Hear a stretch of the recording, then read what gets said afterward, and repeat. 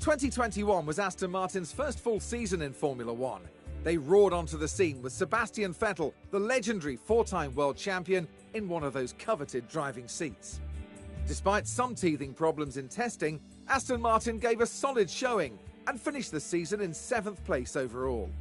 Heading into 2022 with Lance Stroll and Vettel behind the wheel, Aston Martin have the potential to become regular podium contenders. But it's going to take strong leadership and shrewd investment to get them there.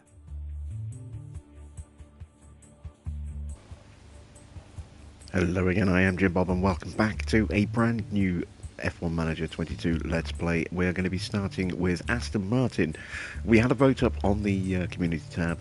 Do we go with a youth option, which is Aston Martin and young drivers, or do we go with the experience option, which is McLaren and their regular lineup? And you overwhelmingly wanted me to suffer, so we're going to be doing Aston Martin. So let's go ahead and start getting our new career set up.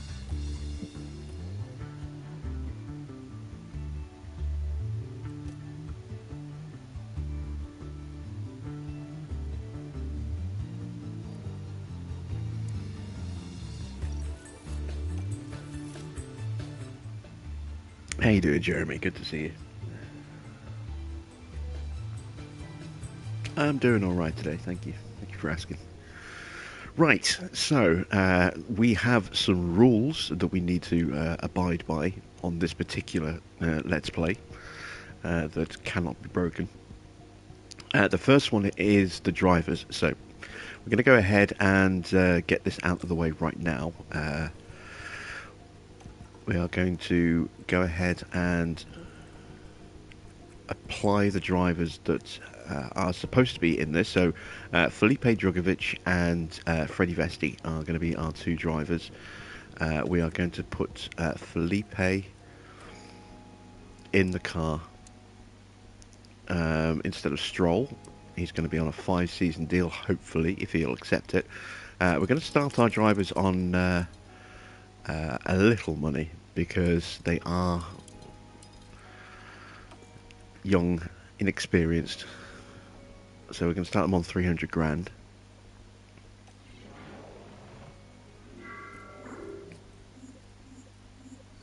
There we go. So that's Drugovich in the car. And now let's go ahead and put in Vesti.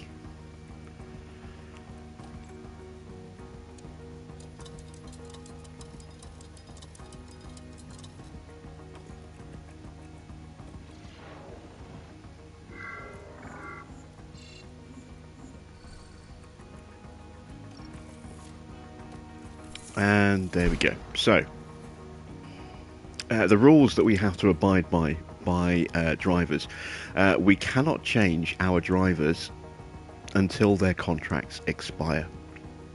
So we are stuck with these two, for better or worse, for the next 5 seasons. We cannot change them until their contracts expire. So that gives us 5 years with these two to really develop them. And then at the end of that 5-year period, once their contracts expire, if we choose to keep them, we can renew them.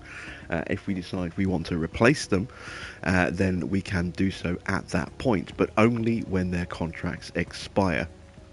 Now, as for our reserve driver, we can change this at any point.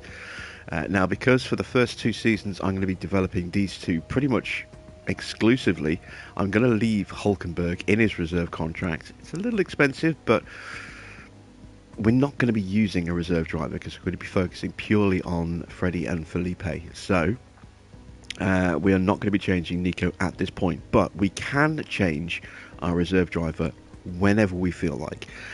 However, if we want to promote our reserve driver into one of our main driver seats, so to replace either Felipe or Freddie, we can only do so when the seat becomes available. So when these two when their contract has expired and we choose not to renew it.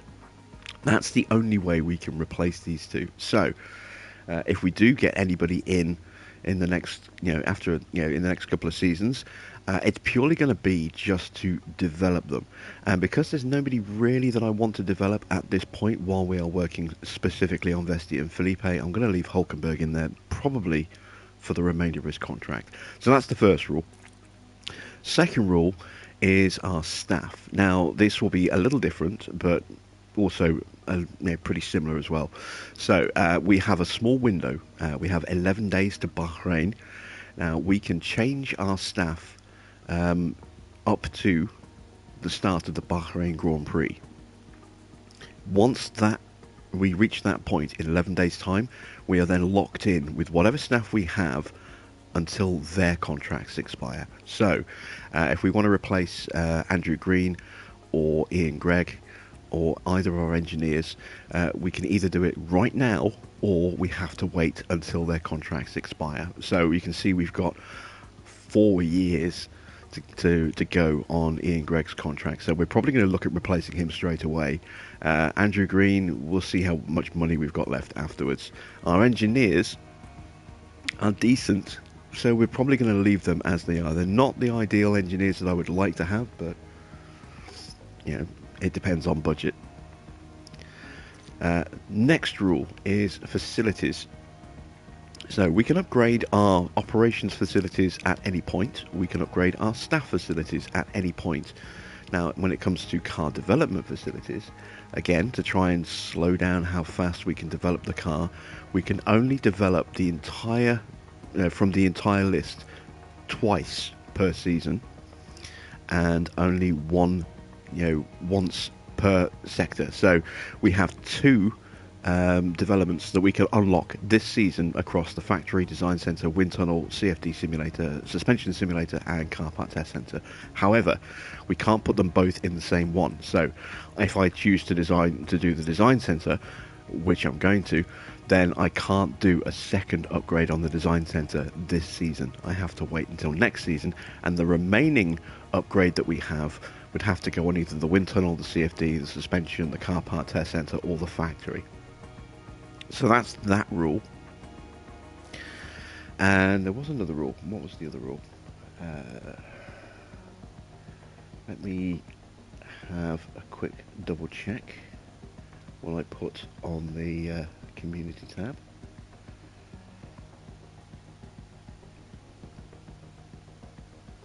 Oh yes, it was car part development itself. So the final rule that we have to abide by comes to car part development. So when it comes to designing new parts, we are limited in this first season, and this may change a little bit and become a bit stricter in the second season, but probably not. We are limited to 2 major upgrades per part per season. So a major upgrade is anytime we use hours, even if it's only just that counts as a major upgrade, because we are putting development time and resources into this part in a significant way. A minor upgrade we can do as many times as we want, and that is this, where we do a part with 0 MAU hours and 0 wind tunnel hours, and we literally just use the sliders. So that is the development rules. Excuse me. It's going to make it a bit more challenging.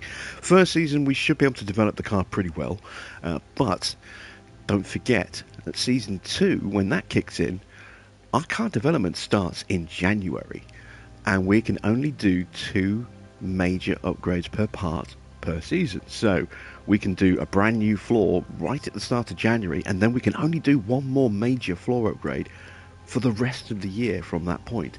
So it forces us to work on other areas of the car that we wouldn't necessarily work on. We can't just keep spamming new underfloors. We can't just keep pumping all of our resources into just churning out high spec wing after high spec wing.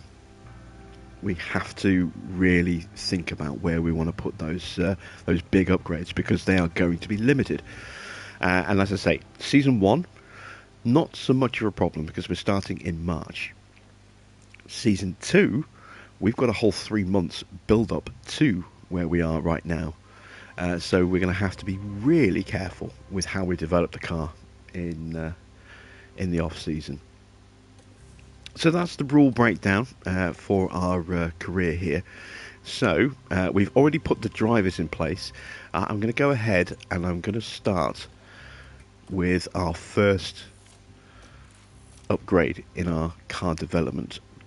So we've got one more upgrade available in this category for the rest of the season, and it cannot be another design center upgrade.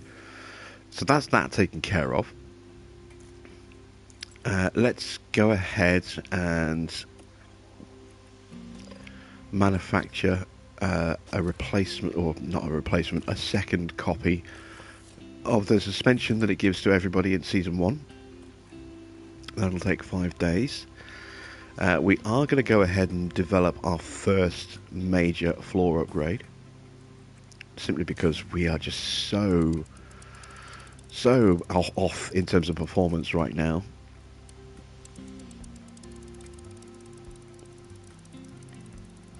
So we're going to pump everything into our floor. I'm going to max out all of those and then drop the air sensitivity down to try and give us as much of a benefit as we can from this part. And that will give us a decent little improvement, as you can see. I'm going to pump 6 engineers onto that with an intense build. That's going to be ready the day before Barcelona. And we're also going to go ahead and design a brand new suspension with a focus on cooling, because we really do want to improve those brakes. Normally, bad brakes with decent drivers means you're going to lock up a few times. Bad brakes with young drivers with a poor braking stat or a poor control stat means a lot of potential crashes. So we definitely want to get on top of the brakes as quickly as we possibly can. And again, we're going to go intense on that. And that's just a minor upgrade, so we can do as many of those as we want, and we're probably going to do 3 or 4 in this first season, maybe even a 5th one.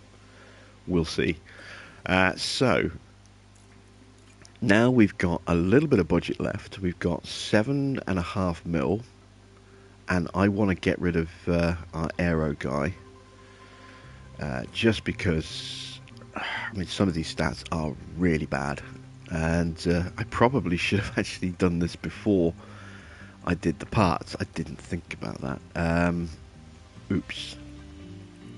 So all those parts those 2 parts that we've just designed are going to be based on the stats provided by these 2. That's a bit silly. Okay, let's go ahead and scout out a new head of aero.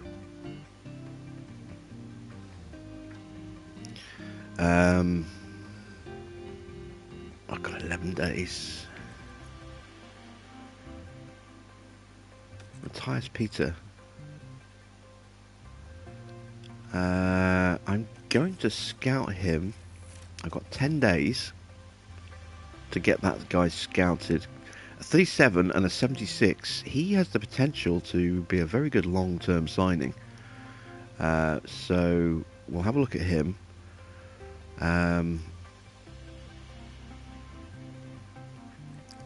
If not, I will probably end up signing Alessandro Cinelli if I don't like Matthias' stats. I'm also going to have a quick look at replacing our technical chief.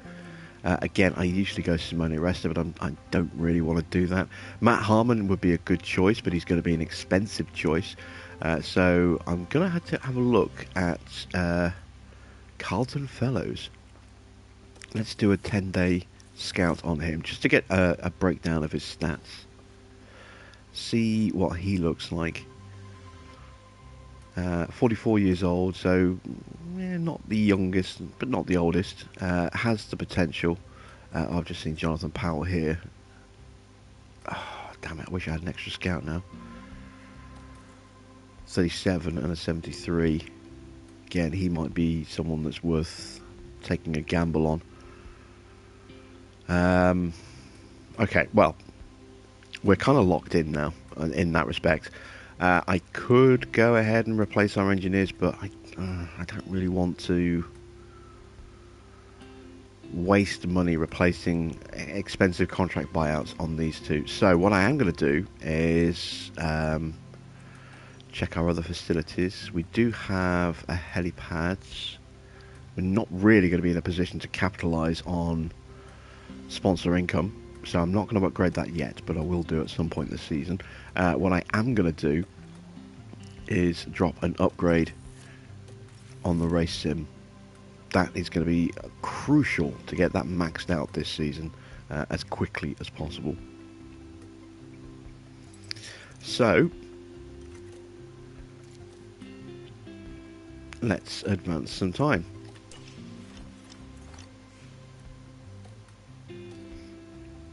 So we have low morale, and this is because we've replaced our two known quantity drivers, one of which is a 4-time world champion, with two complete rookies who haven't even done any real driving in the way of testing. These are both F2 guys. So that's why we have low morale. We are going to sort that out with a quick party. There we go.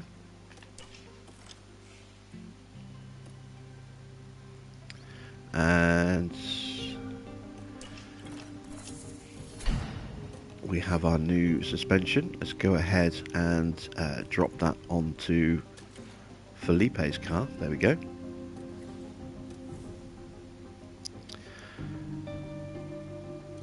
And this is where our car sits right now. It's bad. I mean, it's not Williams bad, but it's not that much better than Williams. It really isn't. We are slightly better in speed, slightly better in brake cooling and engine cooling. Low speed cornering is a bit better, but everything else, our medium and high speed cornering, both of which are very important, are the worst on the grid. So, not great. A lot of work to do to get this car turned around. And what's going to make it harder is the fact that our drivers are so young and inexperienced. Look at these pace stats. 57 on the braking. That's not good. Almost all the points we get on Freddie Vesti are going straight into his braking because he's going to be slow. The one good thing we do have is a good control rating and a very good smoothness rating. That will definitely help. His accuracy is pretty good as well, which also helps. If we take a look at Felipe's pace stats are a little bit better. His control is decent. His smoothness is good. His accuracy is a little worse than Freddie's. His adaptability isn't so good. So he is going to struggle in the wet when we do get a wet race. But yeah, these guys are going to be slow. I think we could struggle in our fight with the Williams, at least in the first couple of races, just simply because these guys' pace stats are so low. Once we start pumping points into them, then things will change and they will start gaining more speed on the grid. But until that happens, it's going to be a rough first few races, a really rough first few races. How you doing, Mr. Water? Good to see you. Right, our scouting results are back. We have 1 day left to make any changes to our staff, and then we are locked into them for the rest of their contracts. So let's take a look at Matthias Peter. He was our head of area that we were scouting, and he's got some really nice stats. He's also got a really, really horrendous stat in terms of high-speed downforce, which is not good. It's going to take a lot to pump new points into him to get that competitive. I do like that he has some 80s, but they're all in the wrong places, unfortunately. But he is going to be cheap because there's going to be no buyout fee.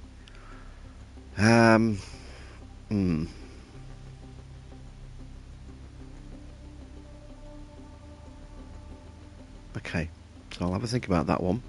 Let's go back to our technical chief scouting. Let's have a look at Carlton Fellows. So he's very good in suspensions. Very, very good. His underfloors are decent as well. His rear wing isn't so great. Everything else is not too bad. In terms of performance against our current technical chief, you can see huge improvements in multiple categories there. Chassis 3 points better, front wing 4 points better. He is down 7 points on the rear wing, which isn't so good, but he's up 2 points on the side pods. He is up a mighty 13 points on underfloors and 15 points up on suspension. So given that we're going to be making quite a few suspensions, that makes him quite an interesting prospect. We would basically have to pump any points he gets, though, straight into the rear wing from now until at least the end of the season, just to get the rear wing competitive.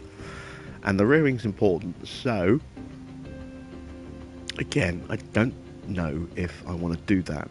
Plus, we do only have 5 million left. I don't really want to go into debt. And the most important change that we can make is the head of aero, given that our current head of aero, who is, let's face it, pretty crap, is on a 4-year deal. So I'm going to go ahead and I'm going to go for Alessandro Cinelli. He's a known quantity. I know how good he is in comparison to our current guy. I did seriously consider going with Matthias Peter, but I just...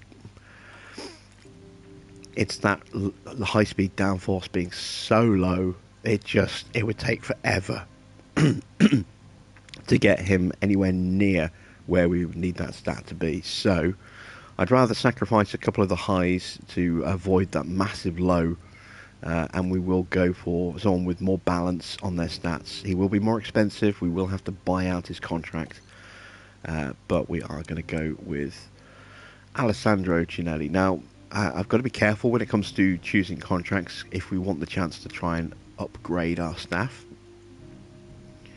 So I'm going to go with...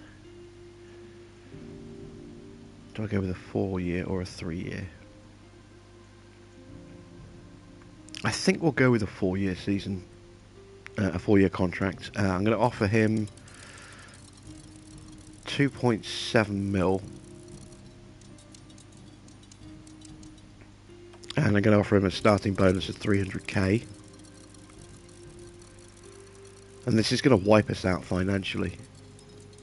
Because what you're seeing is the cost to break his current contract, Ian Gregg's contract. It does not show you the buyout fee because we haven't scouted Alessandro Cinelli. So that could also be another 3 million on top. I hope it's not that much, but we'll see.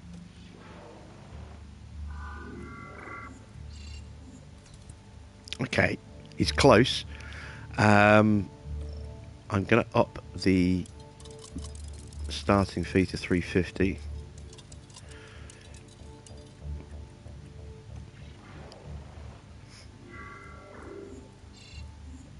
And there we go. Oh, yeah, this is going to put us into debt. Not by much, but it is going to put us into debt. So we've got to do it. We absolutely need to get rid of Gregg. And there we go. We have no money left to make any other staffing changes. So we are now locked in with this staffing until their contract expires. Now, it says 2 years left on his contract. It's 2 years and 10 months. So we've actually got Andrew Green now for the next 3 years. It's going to be rough. He hasn't got the greatest stats, but in 3 years' time, we will be replacing him with the best that we can get. We'll have money by then, and we'll have a good car performance. I hope by then. Having a really poor technical chief will make that a little bit harder. Our engineers, they're nothing special. Their feedback scores are okay. Their pit crew managements are okay. They've got good communication, but that is absolutely worthless to us. It really is. So, we're locked in with these guys as well. We've got 3 years and 10 months left on Ben Michel's contract. Chris Cronin, we have 4 years and 10 months left on his contract. So, yeah, these guys are going to be with us for a long time. Before I forget, let's also go ahead and start allocating training to our pit crew. We want them on tyre changes to speed up how quickly they turn around a car, both in the pits and also making adjustments to the tyre camber, the roll bars, the toe outs, all when we're in practice sessions. Very, very useful to go with that one first. So let's advance some more time. And there we go. We are here. Alessandro has come in and seen the situation we're in and gone, oh, have I made a mistake? Well, it's not encouraging, is it? In terms of performance targets, that's it. We're just going to go off the incentives. Our guys are going to be so slow in this first race that I don't think we've got a chance of any potential guarantee that we could make. So rather than waste money, we are just going to go straight in. Welcome to the archipelago of Formula One. Bahrain might have a small land footprint, but it's showing its big spirit right now in the grandstands. Either way, it's time for another fantastic weekend of Grand Prix racing.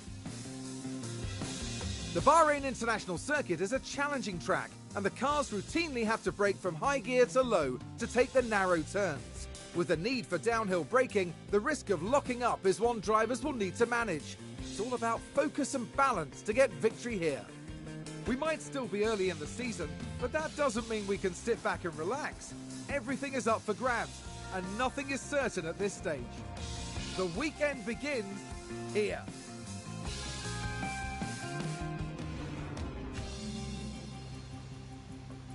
So, as always, we have good racing weather here in Bahrain. It never rains, so don't have to worry about wet race issues. In terms of car setup, we are going to go with a couple of different variations as we try and nail down these cars. We're going to start with a 4 11.5, 7.3, 3.15 and a 0 for Freddie Vesti's car. Put him in for 17 laps and change the pace settings. With Felipe, we're going to go with a 5 and an 11.5, a 6.4, a 3.2 and a 0.15.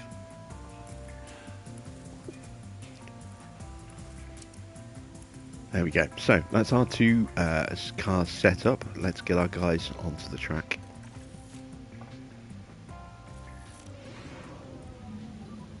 Ready to check? Ready to check. Okay, should be green now. Now, I've never paired these two drivers together before, so I don't know how comparable their pace to each other is going to be. I don't know if one's going to have a significant pace advantage over the other, or if they're going to be quite closely matched. I guess we're going to find out over the next couple of laps as they start settling in.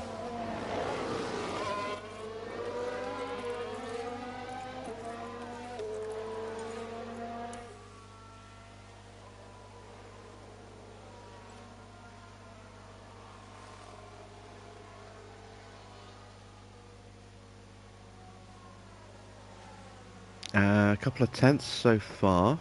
That's only one lap. Let's keep an eye on the gap and see how it goes. Who's running wide there?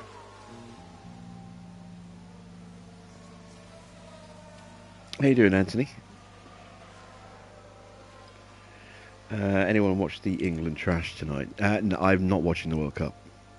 Much as I, enjoy watching football, I'm not watching the World Cup, given everything that's gone on to get the World Cup there, and everything that's gone on to get the World Cup to that point. I don't want to show even the slightest bit of support for I think we've had a car run wide.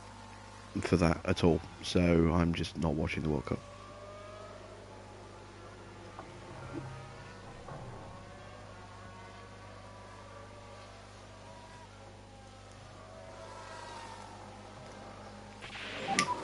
What's your thoughts on coming in or doing any more? Okay, good start for Vesti. We've got a 95%. and 84 for Felipe, so not too bad. A little Nice bit of work balance. needed. In terms of pace, in terms of their best laps, they are pretty evenly matched. Maybe half a tenth on their best laps there.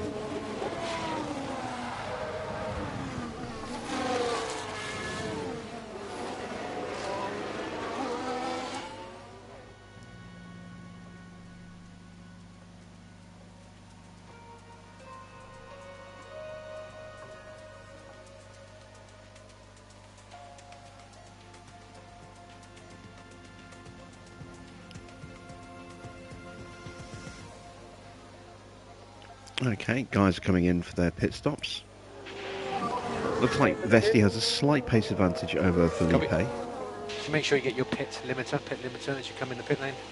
but it does look like it's pretty small. So yeah, this could be good. We've got two drivers fairly evenly matched in pace, means they should be able to run with each other and then help each other out by overtaking each other. That'll give them XP boosts. It'll help move them up the field a bit. This is a bit more encouraging. So let's see where we stand. We need to tweak our front wing. I'm going to go to a 4.5, and I'm going to drop that down to a 3.1. Is that enough of a change? It might be. I'm going to try it. It's just that one little change that we've made there. Well, two technically, but we'll try that. We've got plenty of time to tweak it further if we need to. We've got 2 more practice sessions to go yet. Let's take a look at Felipe's car. And we need to drop the rear wing. We're going to go to an 11 rear wing. And everything else looks okay, although the cornering has gone the wrong way. So I need to do that, and I need to pull the toe in. And that has now pushed the front wing too far away. It's going to be a bit trickier to nail down. Let me try that. Let's see how that goes.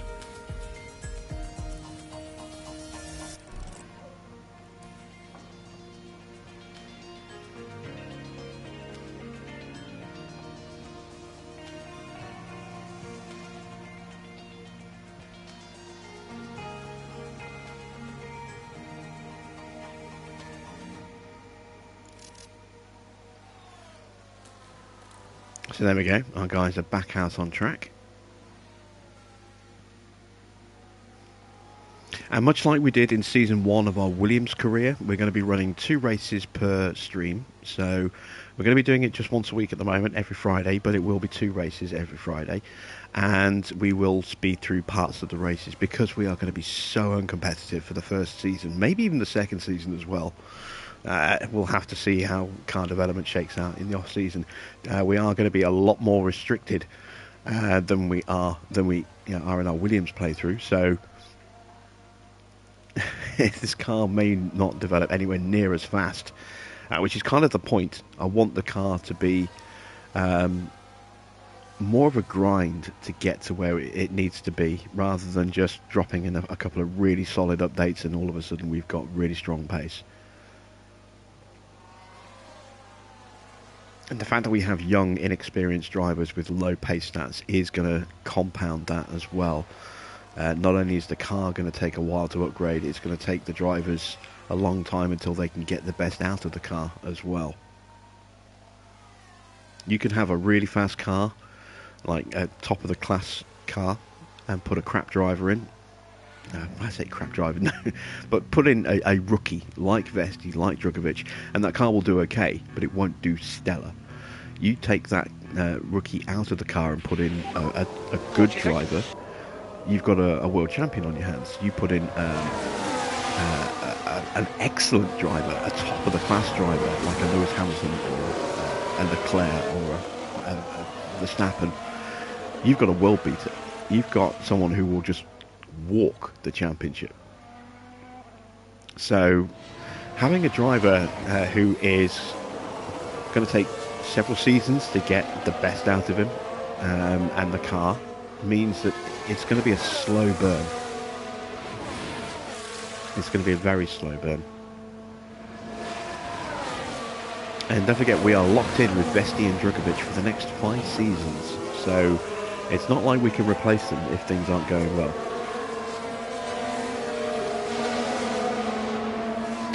We've got 97% on Vesti's setup, 93% on Felipe. So we have improved both cars. Not quite there yet, but they're getting close.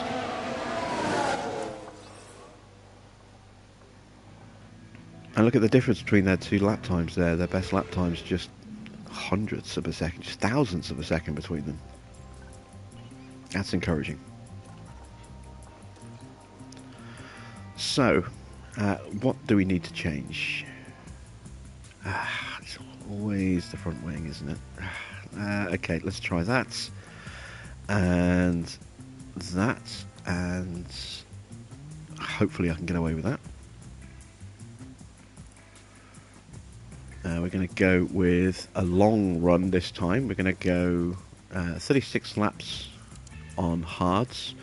We're not just looking to get their car set up and track knowledge done. We're also looking to get car part knowledge done as high as we can. We want to try and get it above 85% for this first race. Okay, we need to drop the roll bar that way. The front wing and rear wing are okay, just need to tweak like that, and then tweak the toe.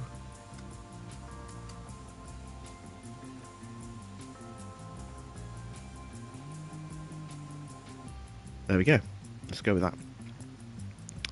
So again, we're going to go 36 laps.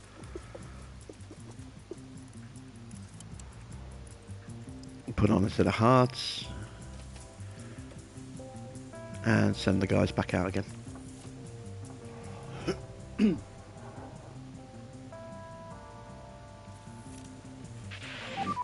Ready to check?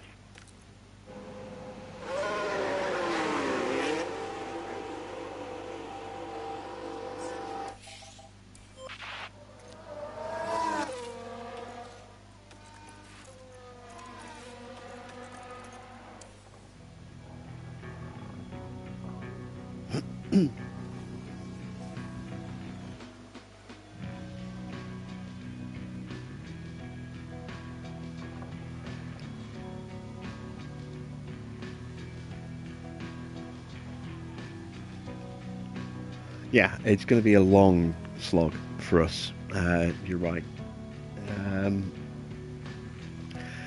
As I say, we're locked in not just with our drivers, but with the restrictions that we've imposed on ourselves in terms of upgrading our car development facilities, in terms of our restrictions that we've imposed on ourselves in terms of upgrading the car, and the fact that we are locked in with our staffing as well.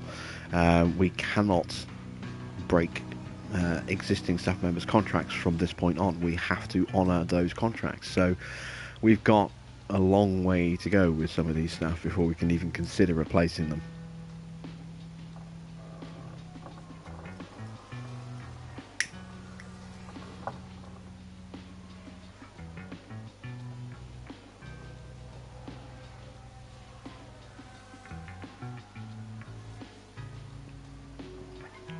Anthony's got his Aston consistently in the top 10 now. That's good to see.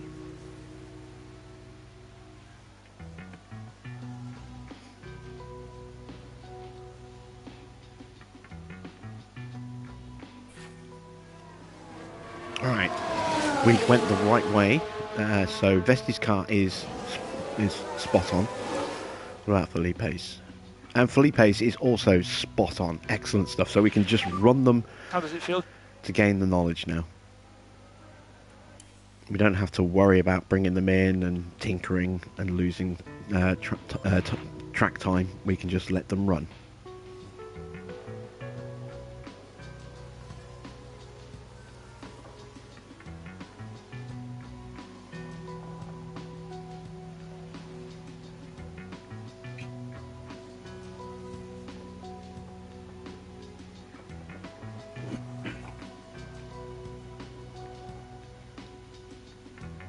And again, looking at their pace stats, less than 200ths between the two of them at the moment in terms of fastest laps. They are very, very closely matched. Let's look at previous lap times there. Just see how they fluctuate. Vesti a second slower on that last lap. There we go. Back to less than 2/10.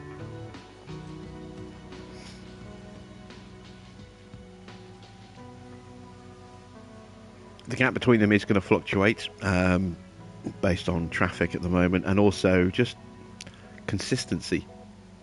These drivers aren't going to be laser guided in their consistency. They're not going to be hitting identical laps time after time after time. They do have a lot of room to go in getting that. You know, we're not just looking at their pace stats, but also their accuracy as well, their ability to stick to the racing line and really maximise their performance each lap. There's a lot of stats that we are going to need to improve on both of these guys, but once we do get them into a competitive place, and we've got 5 years to do it, then they should be very quick, I hope.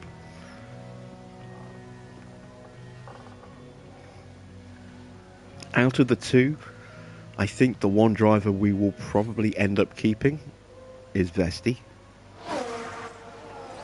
I just think he's going to be he's going to have more room to grow than Drugovich. He is a little bit younger, I think. I think he's a year younger than Drugovich as well.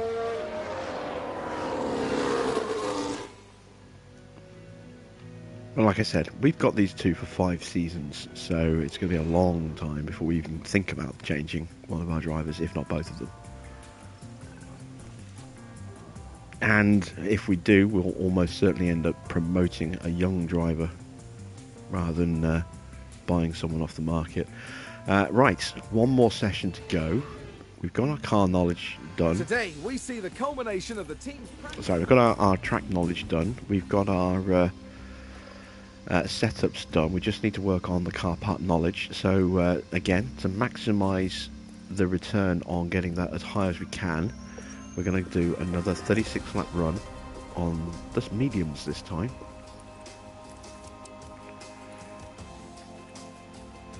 And if we can get the, because the other two are already at 100, if we can get the car part knowledge up to 85% or higher, we will get the full 15 out of 15 bonus for the first race, which is always nice.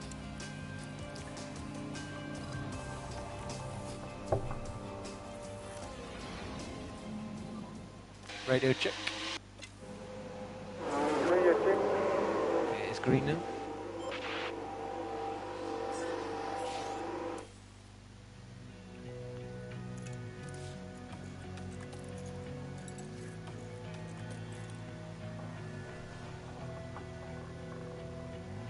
So, another chance to see how they compare to each other, stat pace-wise, and they've done identical laps. Look at that. That was pretty cool to see them do identical lap times there. We've just had a car run wide.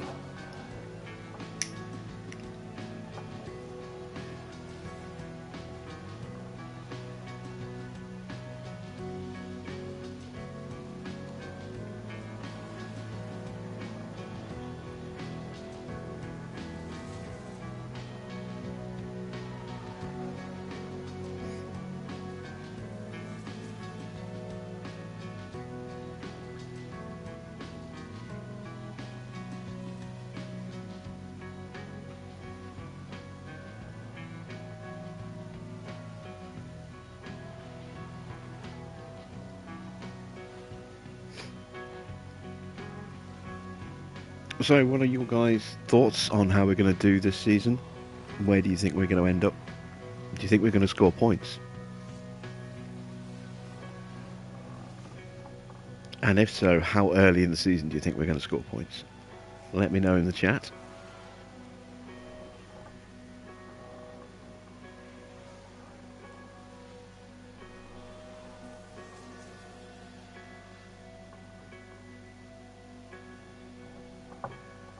Our season objective, I think, is going to be 8th in the constructors. I didn't actually check, but I think it's 8th.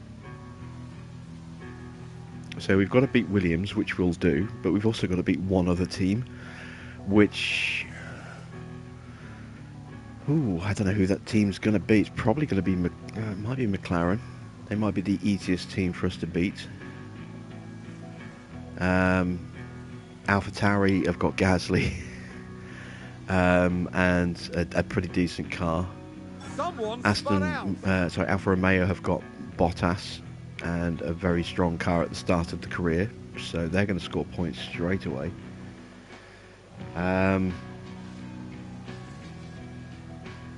Haas have got a strong starting car, but they will fall away a bit. Maybe Haas will be the team that we beat. Maybe it'll be McLaren. I think McLaren might be the slightly easier team for us to get ahead of, but you know, we've seen that, you know, they've got drivers that are very capable of getting into the points on, you know, every now and again. So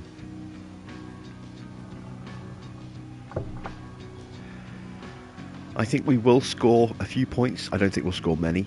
I think just getting 8th in the constructors is going to be an achievement in itself, because all of the teams apart from McLaren, I think, are probably going to score points day one.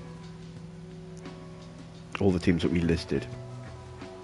Ferrari, Mercedes, Red Bull, they are a lock for points. I think Bottas is going to be in the top 10. I think Alonso is going to be knocking on the door of the top 10. Gasly's going to be knocking on the top 10 door. Magnussen's going to be knocking on that top 10 door. Yeah, one of those teams is going to struggle to get points. Good session. In comparison to the others.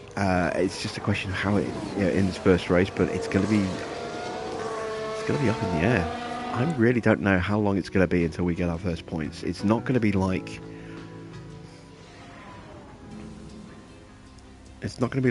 some of our other playthroughs that we've done, where we can just jump in, or some of the other careers I've done in my own time, where I can just jump straight into the points with a good result at Miami with a fresh engine, because we don't have the talent in our drivers to be able to maximise that. I think it's going to be, unless we get really, really lucky with a safety car somewhere along the line, I think it's going to be late in the season.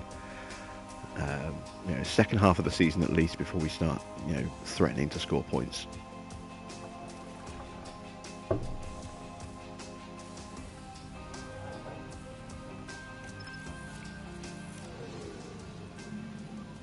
So let's head into quali. Let's send both our guys out straight away.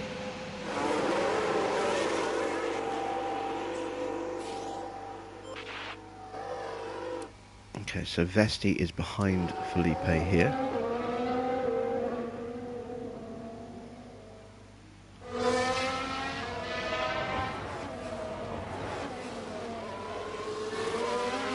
I'm not expecting to get our Q1 for several races. I think we're looking at, again, about halfway through the season really, before we can start getting into Q2 on a regular basis. Let's make sure he doesn't fight Felipe, and let's see how we do on our first quali laps.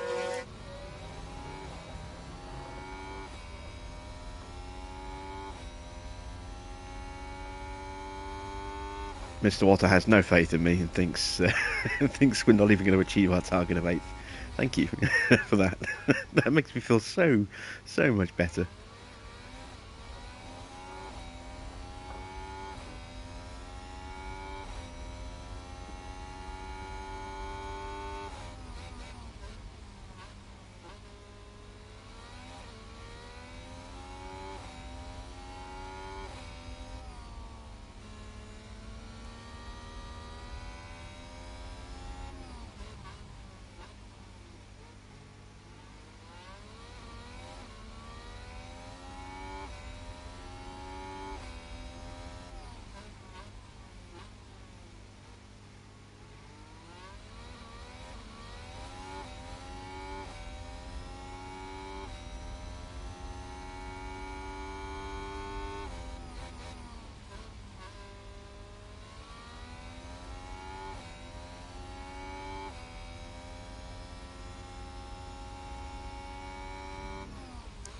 Felipe is slightly faster than Freddie on this first run.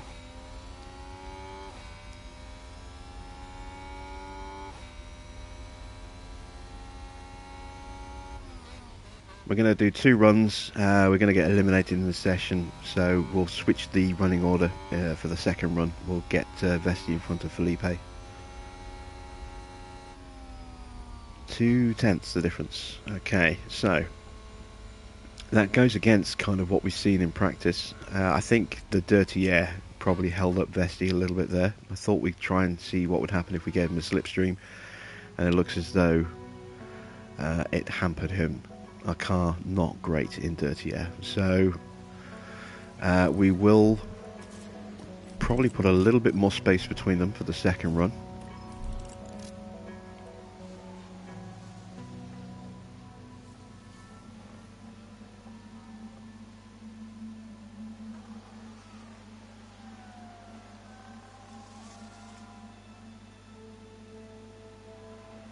At least we're not going to have to worry about burning through our tyres.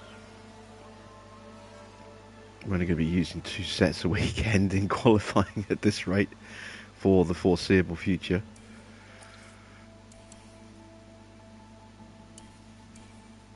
Alright, so let's send out Freddie first. Give a little bit of a gap, and then we'll send out Felipe. There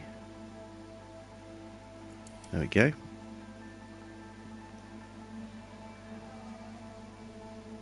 And the fact they've both got decent smoothness rating as well means while they don't have the raw pace of a Jack Doohan or an Oscar Piastri, they're not going to shred their tyres as well, which does open up the possibility of different tyre strategies than we would necessarily take with someone who has a bit more pace but just cannot manage the tyres very well. So, for example, at Kota, with Oscar, we always had to go hard, medium, because we would have just shredded his tyres at that race with his low smoothness rating. These guys, Felipe's got a smoothness, I think, of 81. Vesti's got a smoothness of 84.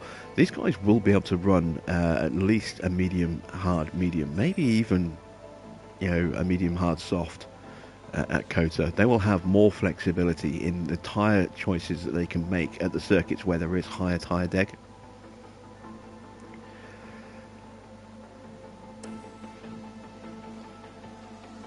And there we see 19th and 17th. Felipe actually slightly faster this quali session. What was the actual timing? So yeah, 0.2 between the two of them. Okay. Didn't expect that, given what we saw in practice. I thought that Freddie would be slightly quicker than Felipe. The time has come to fight it out. It's race day. Aston Martin performed well during the qualifying session, and they're rewarded with a good grid position for the race.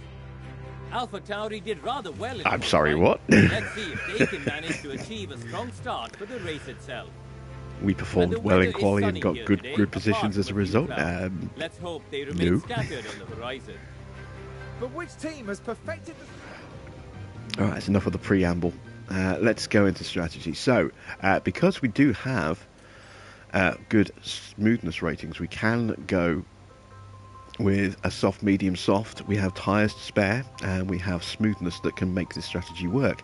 A Jack Doohan and Oscar Piastri partnership, which I am doing on my Alpha Tauri playthrough in my spare time, I tend to go medium, medium, soft in the first race because their tyre wear is so bad that they would shred their tyres and just really be falling off a cliff at the end of each stint. These guys have got a little bit more in them. We are going to take fuel out of the car because we are definitely going to get lapped. There's no getting around that. So we may as well save a little bit of fuel. We are not going to go super aggressive off the line. We're going to wait until the first few corners are done. With the skies mostly clear, tonight's race shouldn't hold any unpleasant surprises. Taking a look at the Aston Martin. With their starting position in the back 10, they'll have their work cut out for them. There's the second Aston Martin. They're in the back half of the pack, so they'll need to work hard if they want a podium finish. Everything's been building to this. Here we go with the Bahrain Grand Prix.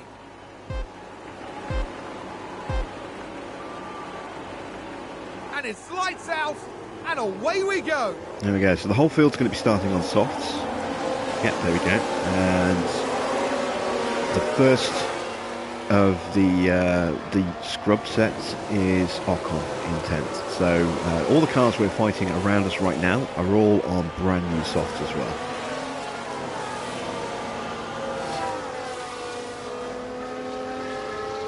And we've already lost a place to Albon. Once we get these first couple of corners out of the way and we get the concertina effect out of the way, we are going to start pushing like crazy to try and get away from the Williams and onto the back of... What the hell's Bottas doing there? This is good. In 16th? What the hell happened to Bottas? Did I just completely miss that and he started really badly? No, did he qualify really badly, or did he have a...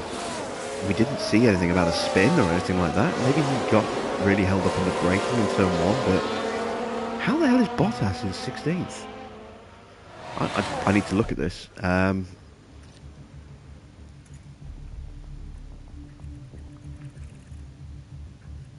He started 16th. Wow, he must have got really badly held up in qualifying and I just didn't pay any attention. He should have been in the top 6. Normally he qualifies 6th and splits the 2 Mercedes in this opening race of the season. So yeah, that's a big shock. Right, now it's time for us to start pushing. We have to try and get ahead of Albon as quickly as we can. Energy if you need it. Get onto the back of Bottas and try and get dragged up the order a little bit if we have any hope of getting into the top 15.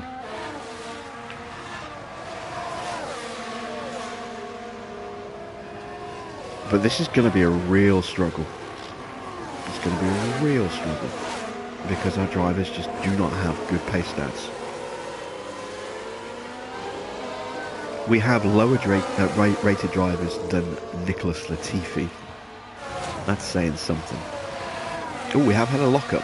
It's one of the Alphas, the AlphaTauris. It's Gasly.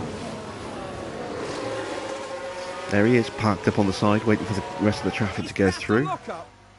And he now rejoins. Let's have a look. Now look at this. It's Pierre Gasly. It's a lockup, and that could be costly. Very costly. It's dropped into the back of the field.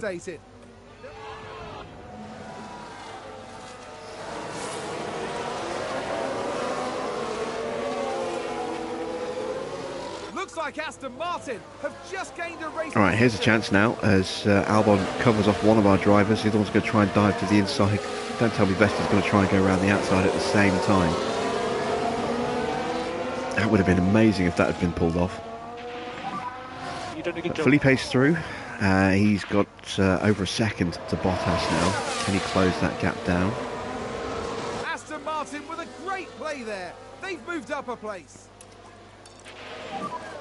No saving required. Copy. You can stop, lift and coast. Yeah, copy.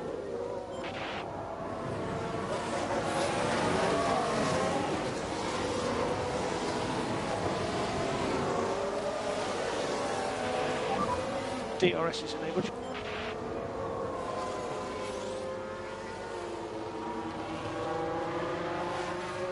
Okay, this is a vital lap for us if we have any chance of hanging on to the cars in front. We have to get Felipe into the DRS zone ASAP before we run out of battery. I don't think we're going to be able to. We will hopefully be able to get Vesti past Albon here, but you can see we are really struggling with pace with these two drivers. The amount of time it took to get past Albon there on a strong push with fuel, tyres and battery all being used. That was hard work. Felipe is almost on the back consistently. I think Vesti's about to get dropped significantly here. I'm actually going to drop Yeah, take it easy. Drogovic's pace stats down a little bit now, and a chance for him to ease back a little bit maybe, and allow Vesti to catch him. We've had another lockup. It's one of the McLarens. Oh, that is a really helpful development for us, getting one of the McLarens out of the way. I think there's been a lockup. Ricciardo pinching his front left there. We're almost out of battery. We are out of battery. And Drogovic is already out of DRS range. And I can't get him back in. It's too late. He's... actually, I might be able to. Use energy. No. Because Bottas has got the DRS and he's just opened up another half a second. Maybe we can close up onto the braking, I don't know. Yeah, we missed out. I can try and hang on for one more lap, but I don't really want to leave Vesti high and dry, which is kind of what we're doing right now.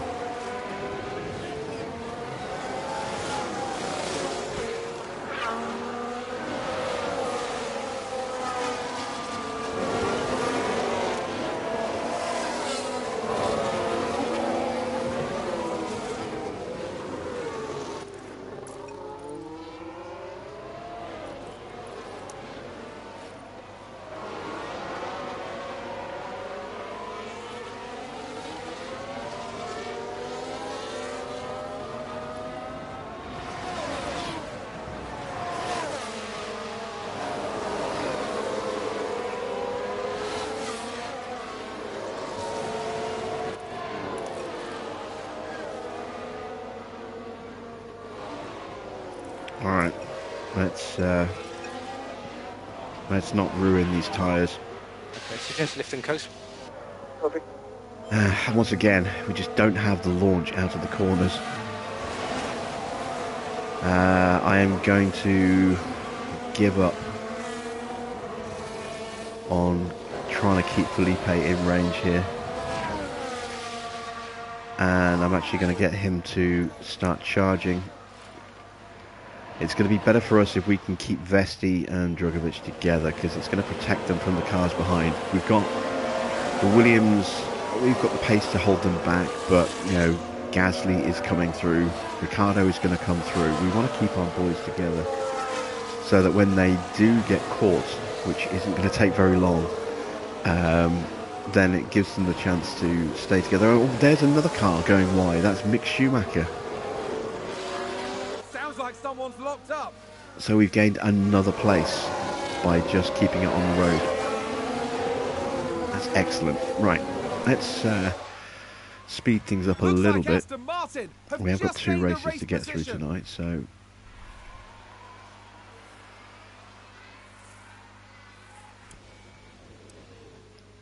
can see we've got Gasly all over the back of us, and he has dragged Albon along with him.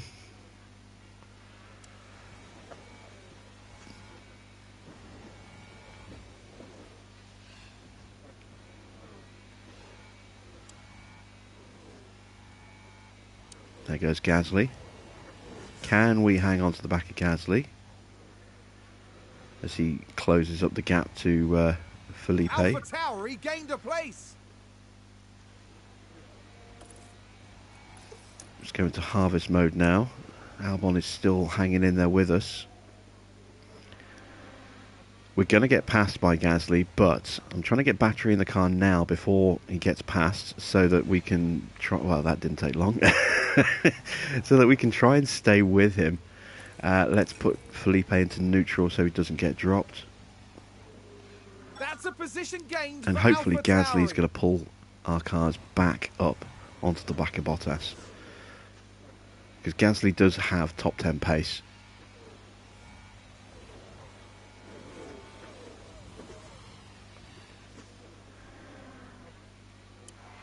Got to make sure that Vesti doesn't get dropped in the process of getting him charged, which is a risk.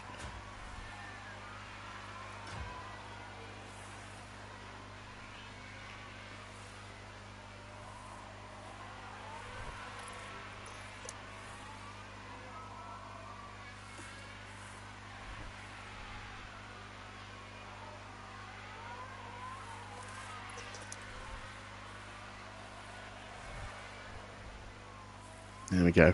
Looks like we're going to be able to settle into a rhythm.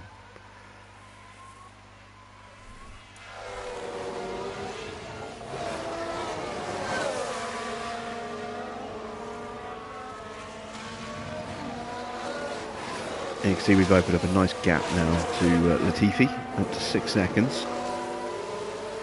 So the gap between Gasly and Tsunoda, as Bottas is now starting to move through those slower cars, is 7 seconds. So let's keep an eye on that gap as we come under pressure from Albon here. Felipe is almost fully charged already, that's good.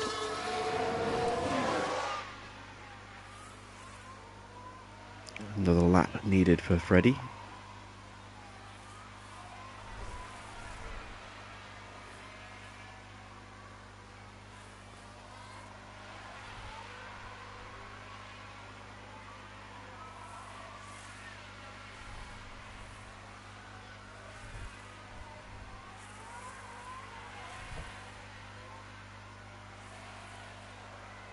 As Albon makes his move,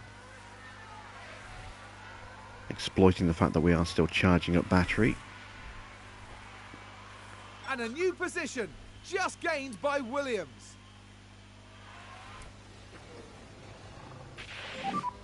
Okay, energy's good. Yep, got it. You've got loads of energy. Copy.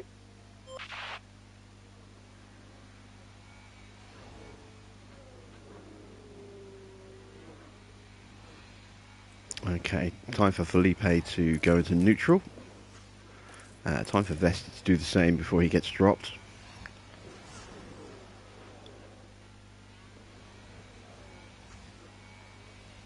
Stay in range, stay in range. Oh, please tell me we didn't get dropped. Oh, damn it, we got dropped.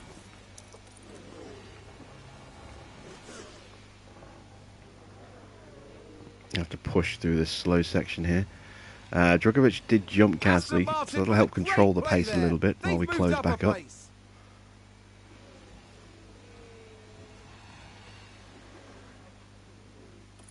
There we go.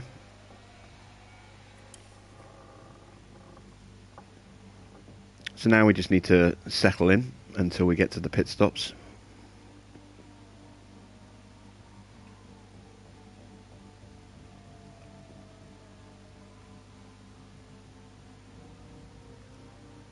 As we get back past Albon there. Another yellow flag briefly. Like Aston Martin have Gasly just gained a race position. has had another mistake. Seems to have been a lockup. Here's the replay. Now look at this. It was the AlphaTauri driver involved. Just a bit too heavy on the brakes, and they've locked up. So that drops him 3 places.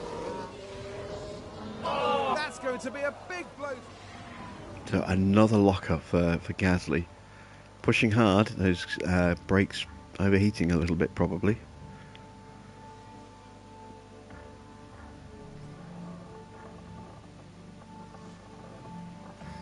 We are now 10 seconds off the back of Tsunoda, who is now isolated. But he will be faster than us, I think. Let's have a look. He's doing 141.1s. We are slower.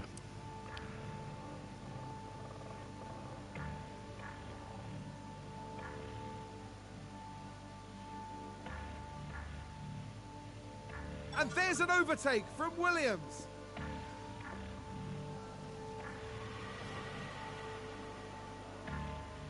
Okay, there we go.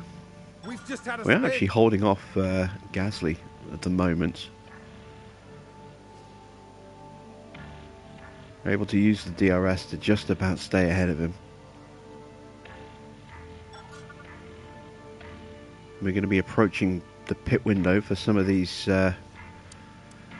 early soft runners. You can see their tyres already starting to get very low. We've got a little bit more life on ours, but so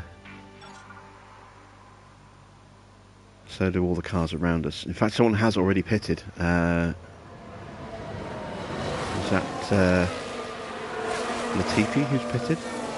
Yes, Latifi has already made his pit and he's gone onto hard tyres. So here's a chance for us to gain a little bit of ground if the AI does go onto hard tyres, which I think some of them are definitely going to do. We do have the potential to maybe pull away from them a little bit with mediums. This is what we're going onto. They will come back at us as we get towards the end of the second stint, but if we can keep our guys together and work together, we can exploit the advantage in the tyres to try and open up a gap, or at least close up on the cars in front of us, maybe. We've had another lockup. It's another Haas lockup. This time it's Magnussen. Was that a lockup on the track? Let's take a look at the replay. All eyes on Kevin Magnussen here. Oh, he was lucky not to take out another car there. Dearly.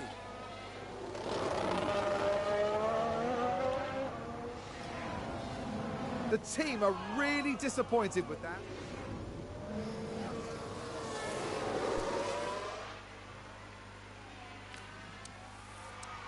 As Hamilton comes into the pits, and so does Alonso. We're looking at Magnussen and Tsunoda. So there we go, Magnussen is in. Hard tyres for Alonso there. Hard tyres for Magnussen. So Magnussen is now potentially going to be in range. Gasly also has gone for hard tyres. We're still 2 laps away from our pit window, or from our pit stops. Sainz has had a spin. Now. Okay, here's the Ferrari.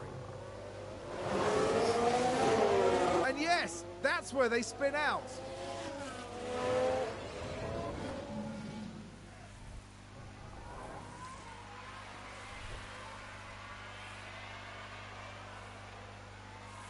You see Ricciardo has now caught up to the back of this group. He's just 2 seconds behind, well, less than 2 seconds behind now, after his earlier trip into the gravel, into, well, the sand. And there goes Albon into the pits. So now it is game on. Tsunoda is coming out on hard tyres, I think. Yes, hard tyres for Tsunoda.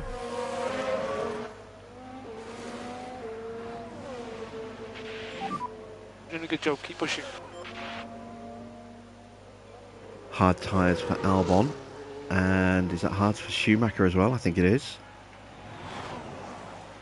Yes, it is. Okay, so we now have a small window to try and push. I'm actually going to box Vesti this lap. And we'll box Felipe next lap.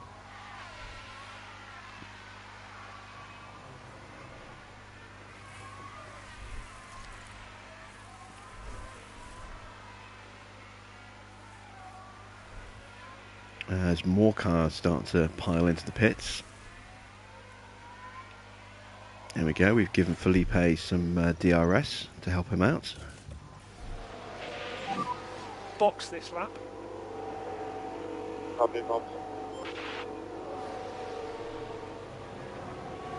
And here we go with our first racing pit stop with Aston Martin. 2.9 seconds, that's not too bad.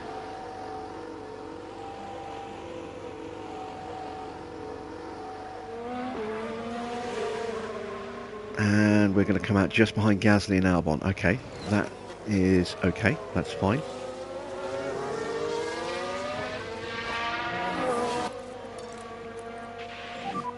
Push a bit more. Copy. So we're going to stay within range of these two.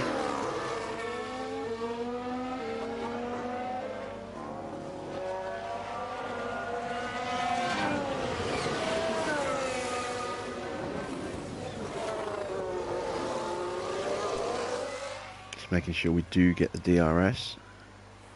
Yes, we do. Okay. Felipe's pit stop is about to take place. He has been passed by Ricciardo, who also is yet to stop. He might be stopping this lap as well. Nope, he's going another lap, so we can potentially jump Ricciardo again here. Quick question, why did I fire Vettel? It was the point of the poll on the community tab. We do either the experience option where we stick with Ricciardo and Norris and take over McLaren, or we take over Aston Martin, go with the youth option, fire both drivers and replace them with rookies. Yeah, take it easy. That's what you guys voted on.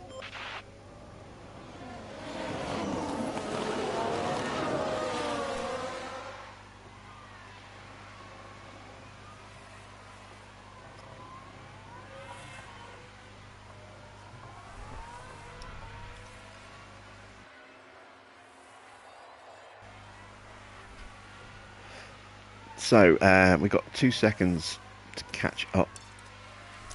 Let's spend a little bit of battery. And a little bit of those tyres. We do have an extra lap's worth of tyre wear. So let's use it.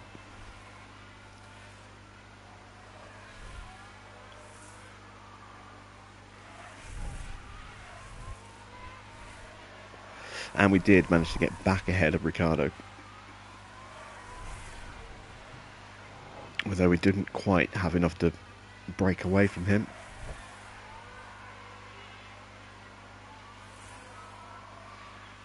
We are close to getting the DRS.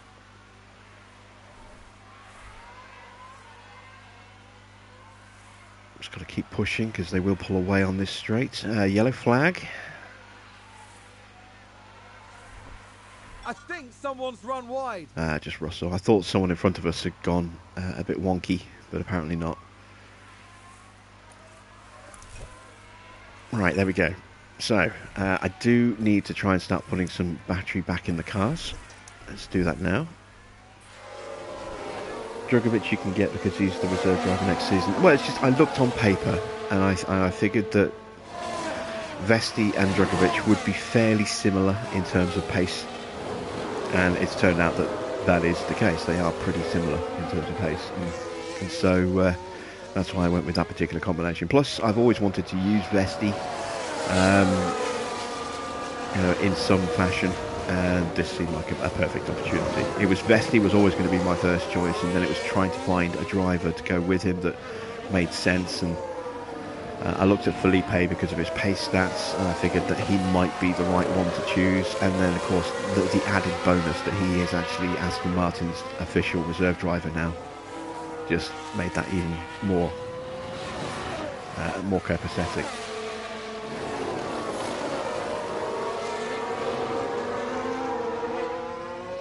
Where's Farrow when you need him? I'm sure he would love that word.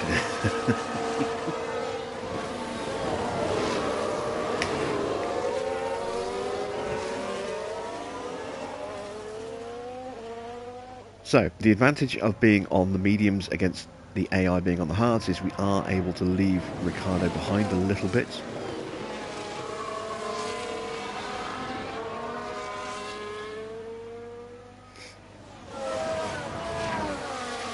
Once we get our batteries recharged, we will try and see if we can break away from these guys a little bit, because I think we've definitely got more pace than Albon.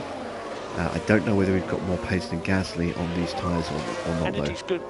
Yep, Probably not, but you never know. We've had another lock-up. Who is it this time? Is that Magnussen again? Looks like there's been a lockup. Oh, Schumacher. Let's take a closer look. Right, watch this. There's Schumacher, and there's the lockup. It almost got away from them entirely. Okay, so it looks like we might beat Schumacher in this race. He's doing himself no favours. If we can finish where we are right now, 16th and 17th, I'd be happy with that. I'd be happier if we could get ahead of Albon. I'd be ecstatic if we could get ahead and stay ahead of Gasly. Somehow I doubt that's going to happen.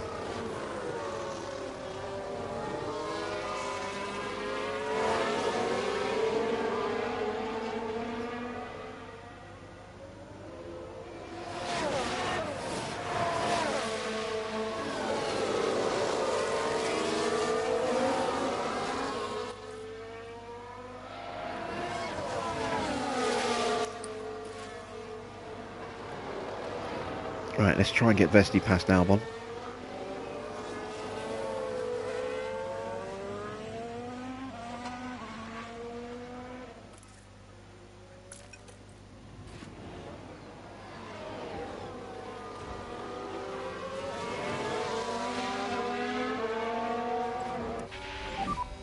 We're not okay on fuel. Yeah, copy. Not yet, but we will be when we get lapped. And we will get lapped.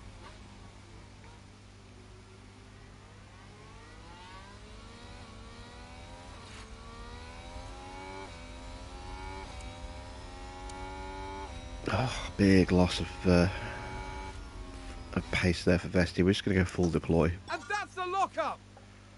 Another lockup for Ferrari. This time it's Leclerc. Use energy if you need it. Use energy. Copy.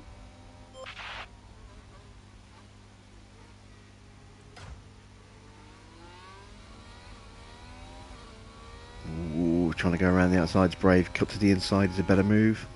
Nope, not going to make it.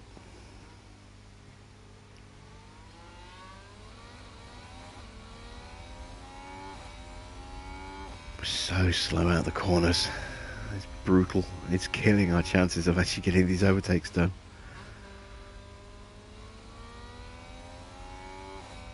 This is where we really need better reaction stats on our drivers.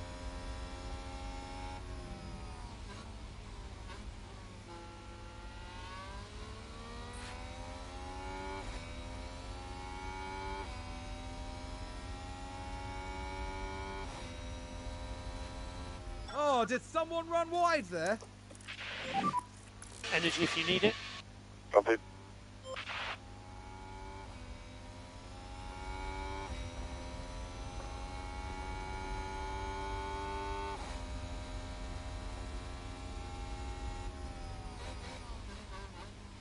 Ricciardo has caught back up.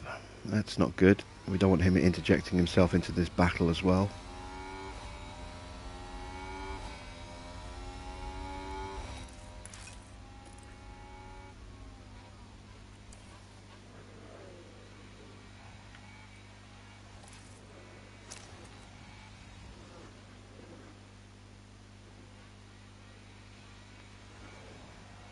Go on, up the inside. No.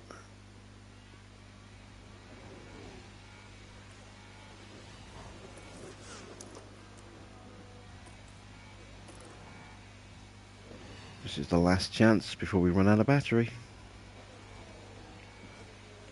Go on, around the outside. Make the move stick.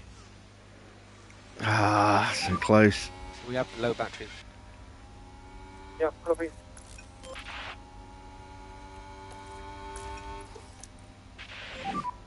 We just need to charge up. Yeah, copy.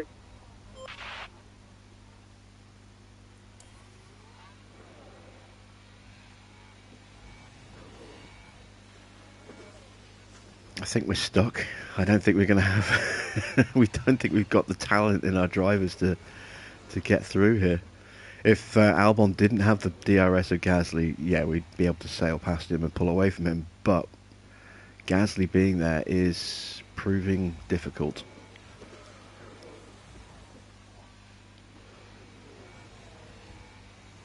It's causing us to waste these tyres.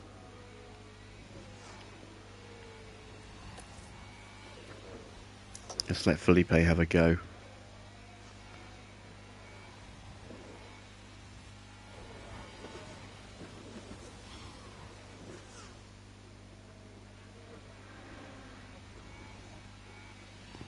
He's got to make the move himself. You can't tell him to pull over because otherwise he'll get swallowed up by Ricciardo as well. And I do not want to cede any position on track at the moment.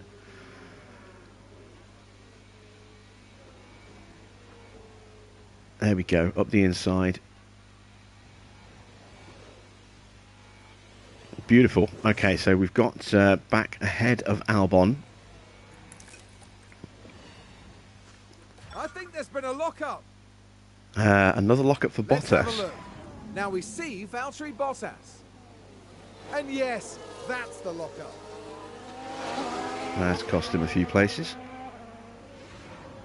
And that was was a bitter blow for the team.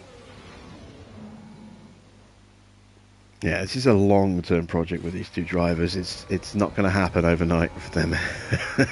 Not at all. Oh, they've run wide.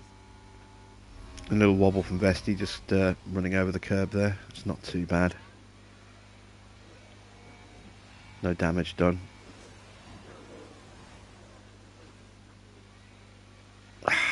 Oh, Ricciardo's on mediums. When did that happen? I thought he was on hards. No wonder he caught back up. McLaren gain a position.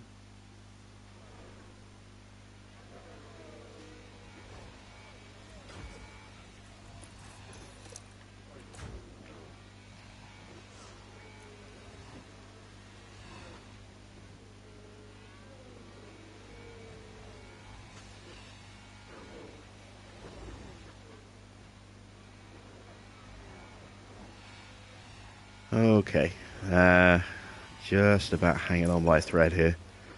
There we go. Let's go back into neutral. Albon is starting to drop back through the order. That's good for us.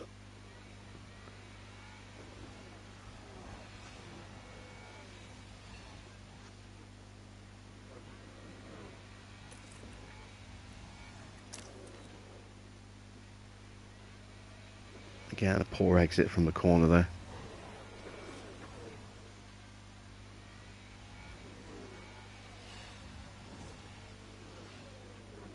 Djokovic has definitely got more pace on those tyres than Gasly has on his hards right now. You can see the fact he's all over the back of him despite... Oh, a big lock up there for Albon. Lock up there.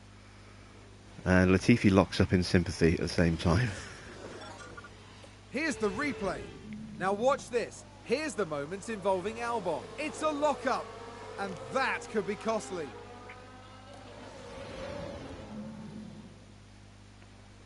Oh, not sure what happened there, but Felipe lost some ground. We went sailing past him. Ricciardo got ahead of Gasly, and that is actually a good thing because Ricciardo's got more pace on those mediums. It'll speed this train up, even if we can't necessarily get past... Oh, no, there we go. We're past Gasly. Oh, no, Gasly's fighting back. Can we hold the inside line?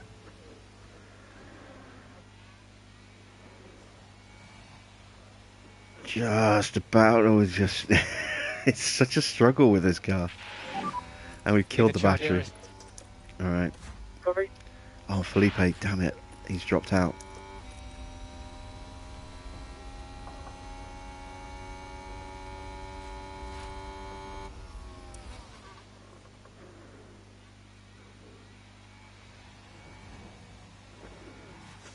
Alright, so I think instead of trying to force the overtake, now that we've got Ricciardo at the head of this train, I think just staying with it is going to be the most important thing we can do now.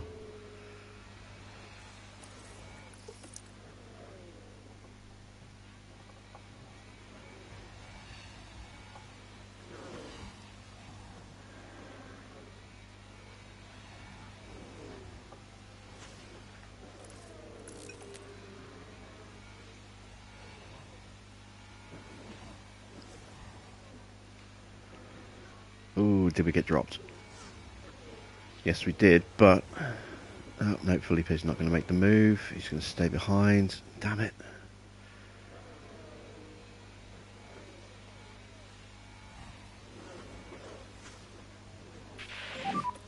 Okay, energy's good. Yeah, copy. We're already a long way off.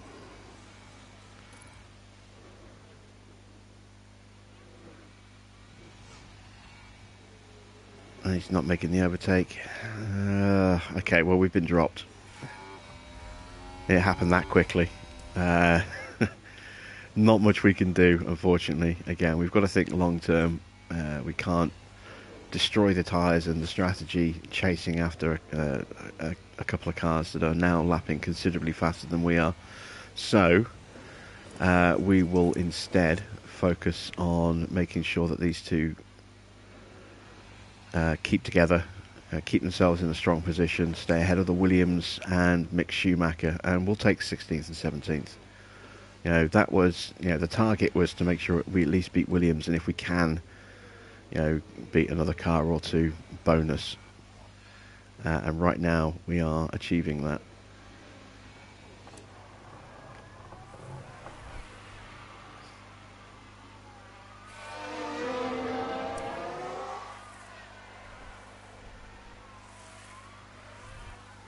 So, we're looking at pitting in 8 laps time.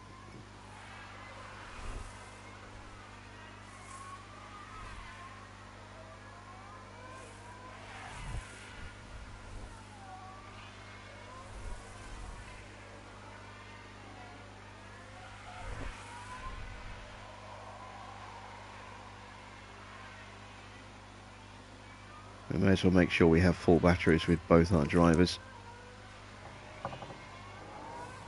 And like I did say at the start of the stream, the first half of this season is going to be brutal. Copy. Probably more so than it was with our Williams career, because we just don't have any established drivers. We at least had Albon in season 1.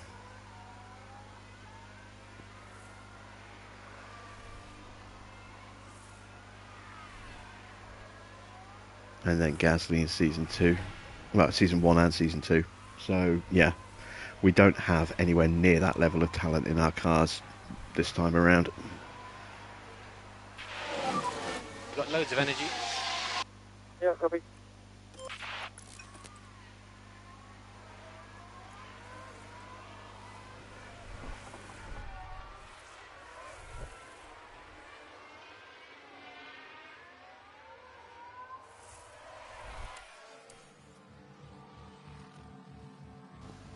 We'll get things sped up a little bit now towards our next pit stop.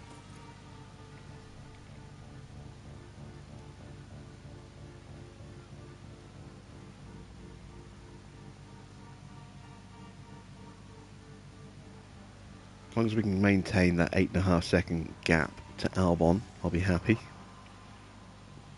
Because the car performance is pretty similar at the moment, and he is obviously a better driver than R2. So we can keep the gap the same or even increase it. That's a good thing.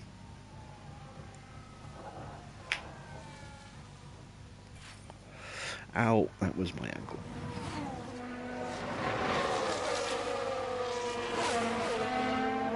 We have a yellow flag in sector 1. Oh, we've had a crash. Safety car.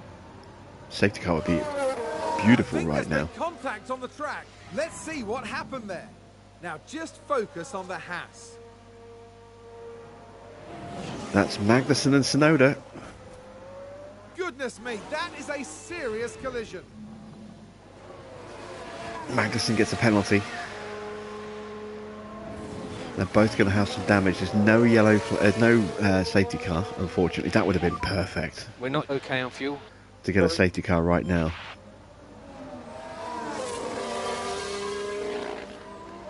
We'd have come in, put our new soft tyres on, and just gone to the end. Plus, we'd have saved our fuel under the safety car as well. So we wouldn't have had to worry about not getting lapped.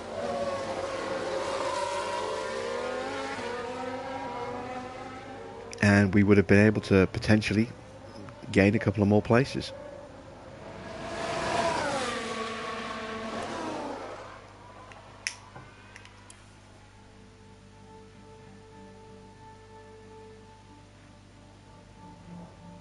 Tsunoda and Magnussen both in the pits. Damage to repair, and Magnussen has an additional 5-second penalty to take as well. Albon pits. They're going to be going mediums, I think. Actually, they might go softs. Tsunoda comes out on mediums. Magnussen's on softs. Albon is about to pit. He's going mediums. And Schumacher is also going mediums. Excellent. So we'll have a pace advantage, hopefully, over some of these guys.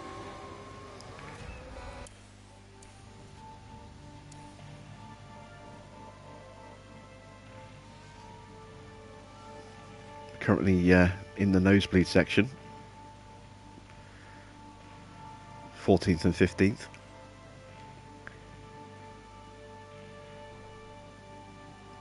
Will I believe it, the two Spin Kings. Right, Albon's going to get dragged up to the back of us very quickly here behind Verstappen. No, Albon, sorry, Tsunoda. Who is in front?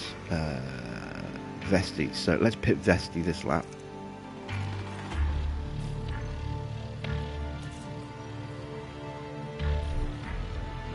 That will give Felipe some DRS.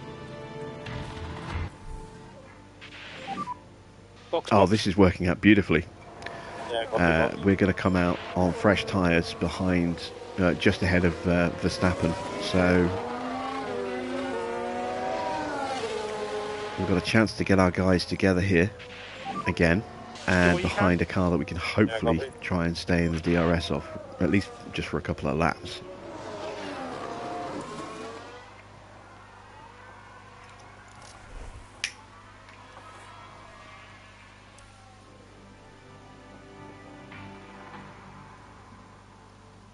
Oh, Vesti's been lapped already. That didn't take long. Does get the DRS. Okay, Felipe's already been caught by Yuki. Yeah, copy that.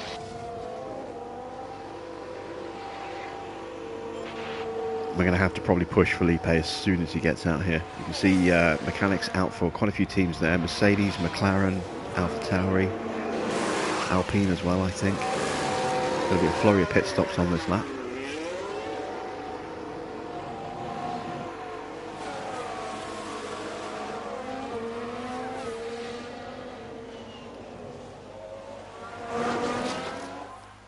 And we tuck in right behind Vesti. That's worked out beautifully. So we have been dropped already by the Red Bull, but we are ahead of Albon, we're ahead of Mick, we're way ahead of Latifi. Over a minute behind Mick Schumacher there.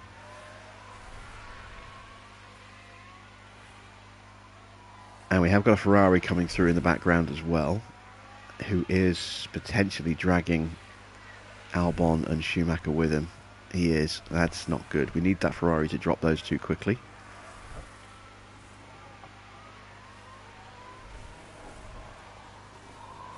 We have now been lapped, so we do have fuel to spare.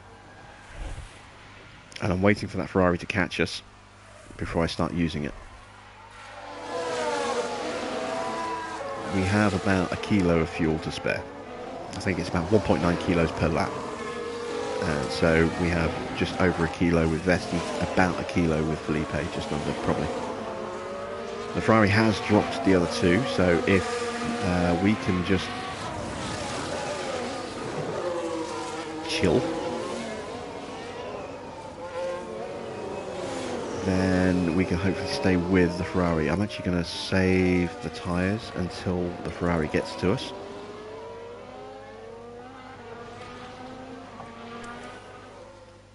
Which shouldn't take very long at all.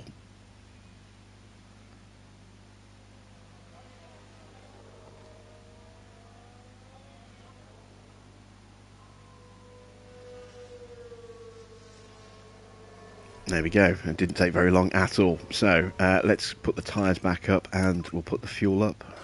There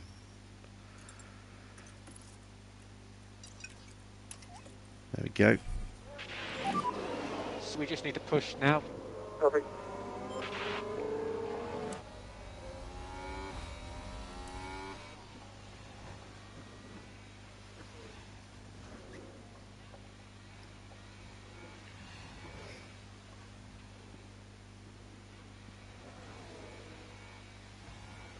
So now we need to hang on to the back of this Ferrari for as long as we can. And he will hopefully help pull us up towards the back of Gasly.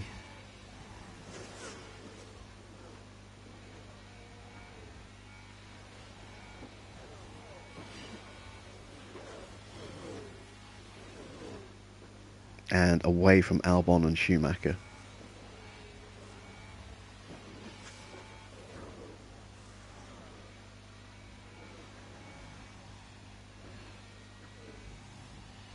And the fact that we've got two cars running nose to tail means that if we do just dip out slightly of DRS range, we have potentially got the ability to dip back in by doing this, by overtaking each other to keep within that 1 second, although we are very close to dropping off. I think we might be about to drop off.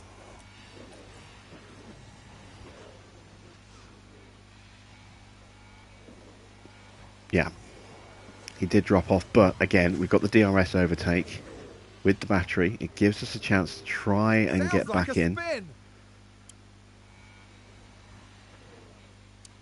And there goes Vesti.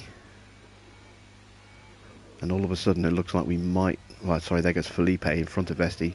It looks like we might just have got back into the 1 second window. It's going to be close. We didn't quite make it, but Vesti gets that overtake. Going to add an extra bit of tyre wear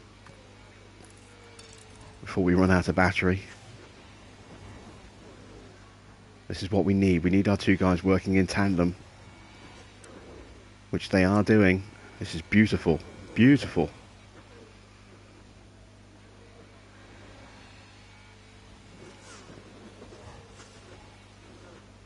And I think now we are back in the 1 second range. Ooh, that was close. We can't keep this up for very long. We're going to melt the tyres. We're going to hit the limit on how much extra fuel we can burn, and we're going to run out of battery. But there we go. Both drivers now back in the DRS range. So let's close that down.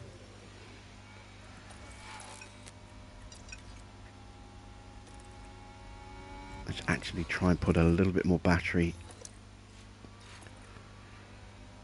into both of their cars, just for this first half a lap.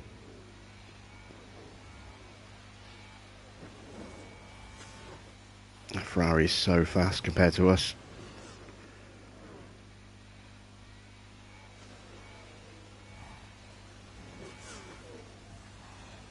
And there we go. We've already Sounds like someone's locked up. We've already dropped out again, and we don't really have the pace to push. But look at the gap we opened up to Albon in just a few laps that we were doing that. We've now got a 13.5, 14 second gap. We can't really stay with that Ferrari any longer than we have done, but you know, it's worked out well for us. It's given us the breathing room that we needed to Albon. I'm going to go ahead and just look after the tyres now. We're not going to move up any further unless someone has a big spin. In front of us, not behind us, Mick. Although I appreciate the sentiment there. But we can at least consolidate 16th and 17th, which is what we have done.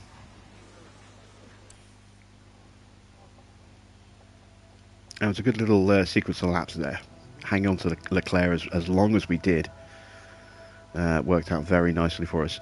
And with these two constantly overtaking each other as well, they are gaining extra experience. Every time they make a successful overtake, that's 10 points. Every time they successfully defend, it's 5 points. Every failed overtake or failed defense is a point. So every time they do this to each other, they are boosting each other's experience, which is another great reason when you've got young drivers like this to try and keep them together so that they keep overtaking each other. It helps boost their development quite nicely. So that's another 10 points for Vesti and another point for Felipe.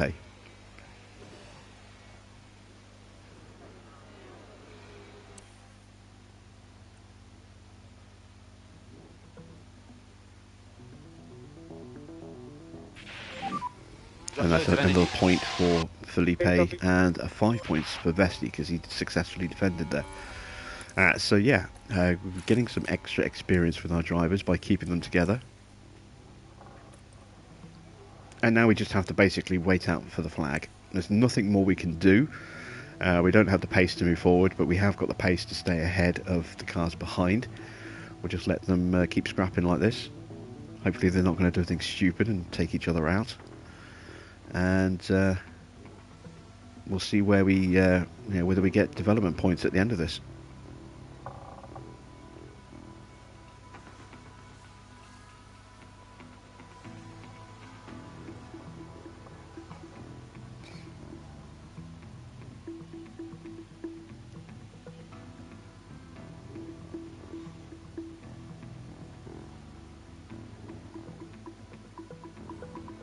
Oh, Magnussen has stopped.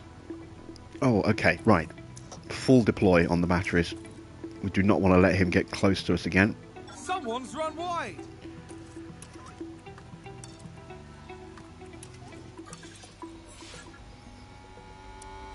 If we can get 15th, we've got a chance of a payout from the sponsors.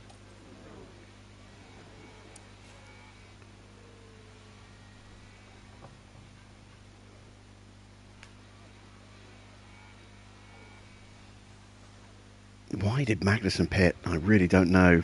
But I'm not complaining.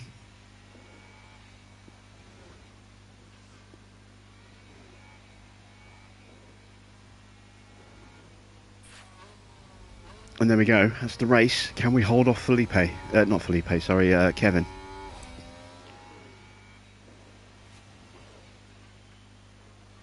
And Sainz crosses the line. Yes, we can. first. He's taken the win. We can take a look now. And that's Carlos Sainz bringing home the win.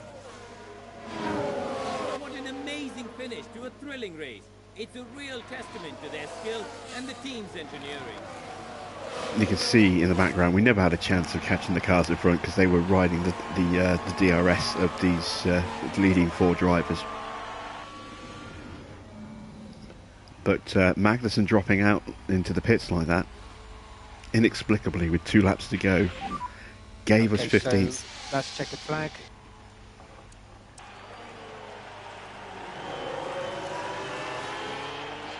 And that might have just given us a sponsor payout. Did we get... That was 2 in the top 15. And we don't get the streak either. So close. So close. Okay.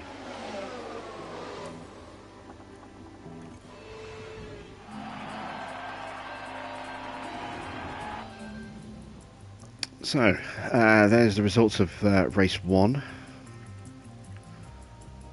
Our best lap, a 1:35.9. Only slightly slower, actually, than the fastest lap from Sainz there. So that was a pretty fast lap. Drugovic, 36.3. No points, unfortunately. But are we going to get development points here? We are for Felipe, that's good. So an impressive race for Vesti and also for Felipe. You can see there the successful overtakes, 20 successful overtakes, gets them 200 points just from that. 25 successful defences, and there you can see the bulk of the points scored by Freddie Vesti there. Lots of successful defences. So that's how they are gaining the points. Their XP gain is actually pretty similar as well, look. 1.73 to 1.72. So they're going to develop at a very, very similar rate as well. That's actually really good. So we come out with 4.1 mil. That's useful. Let's go ahead and... Oh, we're still 7 days away from upgrading the race sim. Let's go ahead and upgrade the team hub. And because contracting is going to be important, we are going to upgrade our scouting department as well.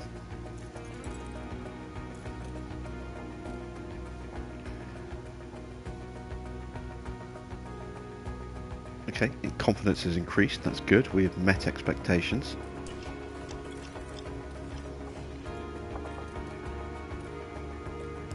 So, what are the performance targets here for Jeddah? The incentive, get 1 in the top 15, not going to happen. 1 in the top 15 might happen, we might get some extra money from that. Finish position streak, still 2 in the top 15, that's a new start on that. Again, probably not going to happen. But you never know, safety cars do happen here. Let's go ahead and look at points. We do have a point for Felipe, and we're going to improve his braking. Gets him to a 69 overall. What about our staff? Any points? Nope.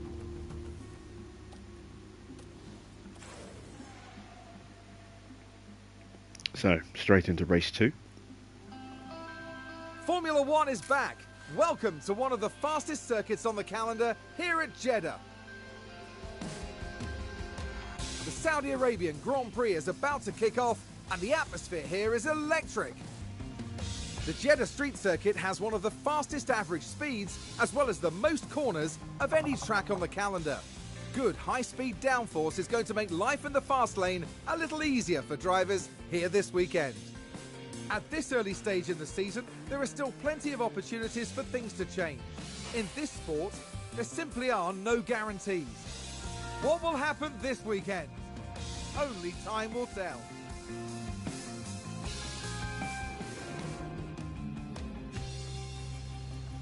And again, excellent racing weather, perfect weather actually, clear skies all around. So let's go ahead and do our car setups quickly. We're going to go with a 7, 11, 9.1, 3.5 and a 0. Everything is just within tolerances. We're going to go with 19 laps of fuel. Onto Felipe's car. We're going to go slightly different on this one. We're going to go with a 7.5, 11, an 8.2, a 3.5 and a 0. Everything just in tolerance there. The front wing right on the edge. Again, 19 laps.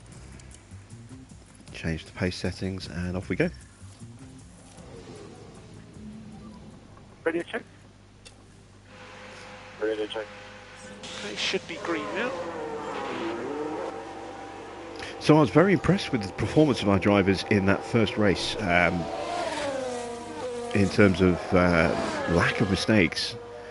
Vesti had a little moment where he ran a little wide on the exit of the final turn, about 2/3 of the way through the Grand Prix. But apart from that, no spins, no crashes, no major mistakes, no lockups. That bodes well. However, I think it could well come back to bite us in this race, because if they are going to make a mistake, it's going to happen here. And this circuit will punish us if we make a mistake. So, touch wood, we have another clean race for our drivers. No major dramas. They both have decent control stats. And luckily the car isn't exactly what you would call rocket ship fast, so it's going to be easier for them to control it. Okay, copy. Unlike Yellow someone who's exit of crashed. 6. Yellow exit of 6. Copy. Who is it and what they've done? It's Joe. Let's take a look at the replay. Now let's watch this. The Alfa Romeo involved in this one. Oh, And that's an off, and a big off. No! The team are... that's rough.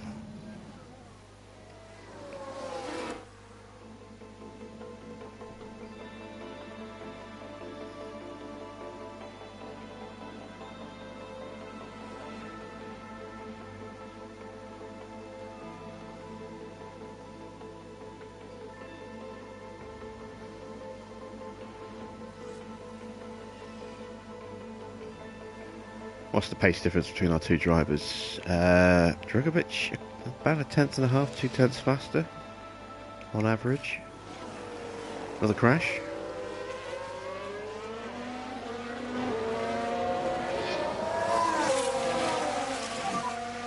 Let's have a look. Charles Leclerc this time. Okay, here's the Ferrari.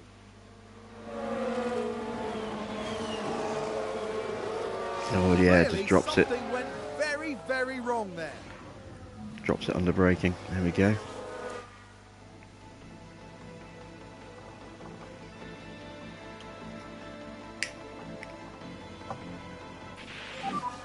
What's your thoughts on coming in or doing any more? 84%, it's not bad. What about Felipe? 92, so good starts for both cars.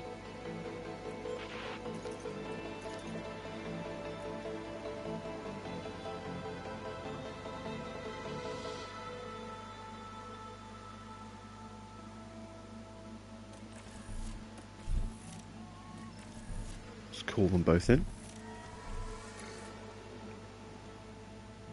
Okay, so we need to change the front wing. So this could be either an 11.5 or a 10.5.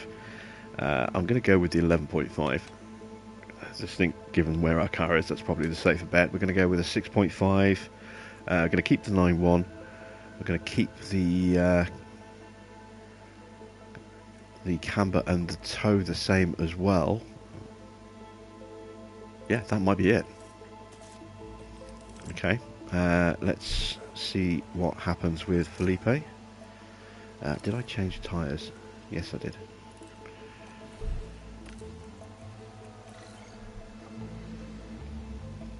Okay, so the wing needs to come down a bit, but not by much, so we'll probably leave the front wing as it is. Let's look at maybe tweaking like this. I do need to change the roll bar.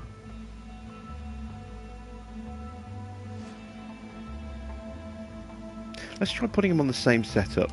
Let's go with the 711, 9.1, 3.5 and the 0.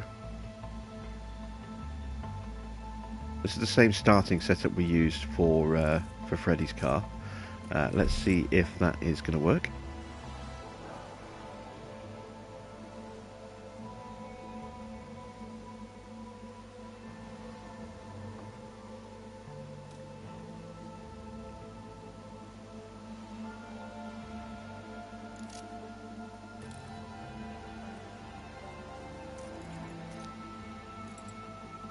Oh, yes I did.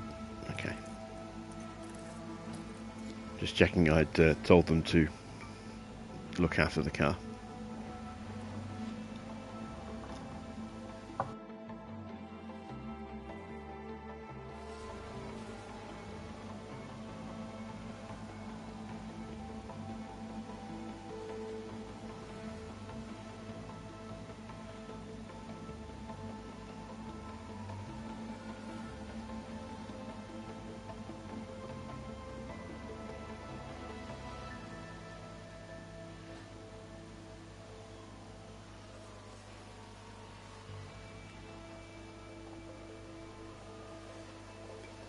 Okay, we should be getting feedback from Vesti any moment.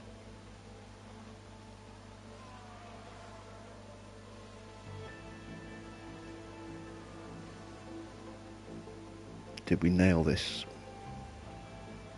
Yes, we did. Fantastic. That's really encouraging to see. Right, what about Felipe?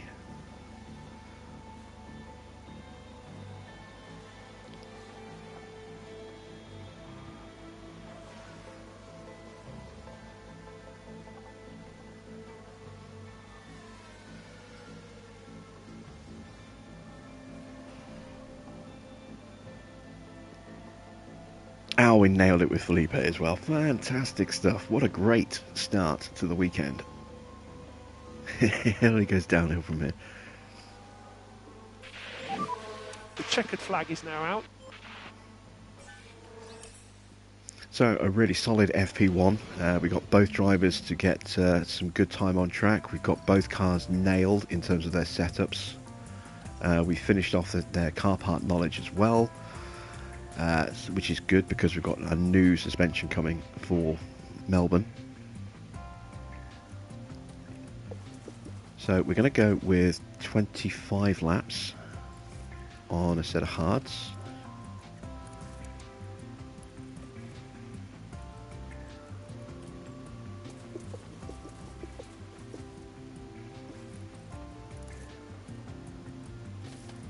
There we go. Ready to check?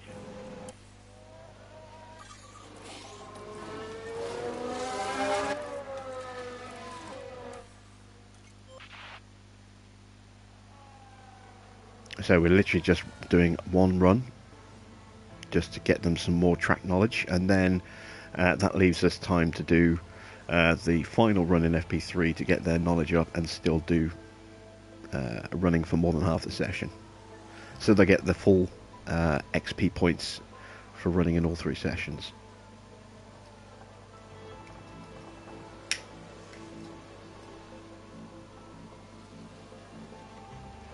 We really need to maximize the development of our drivers.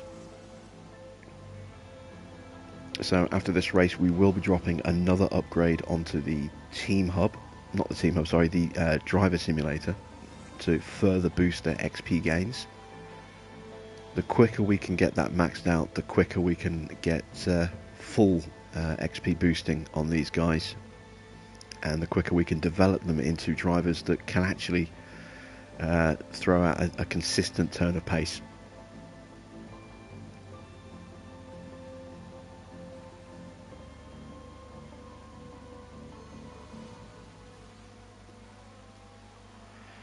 Okay, Vesti's lap is very slow in comparison to Felipe here. Oh, Felipe is running at the wrong pace. I forgot to change his pace settings. No wonder.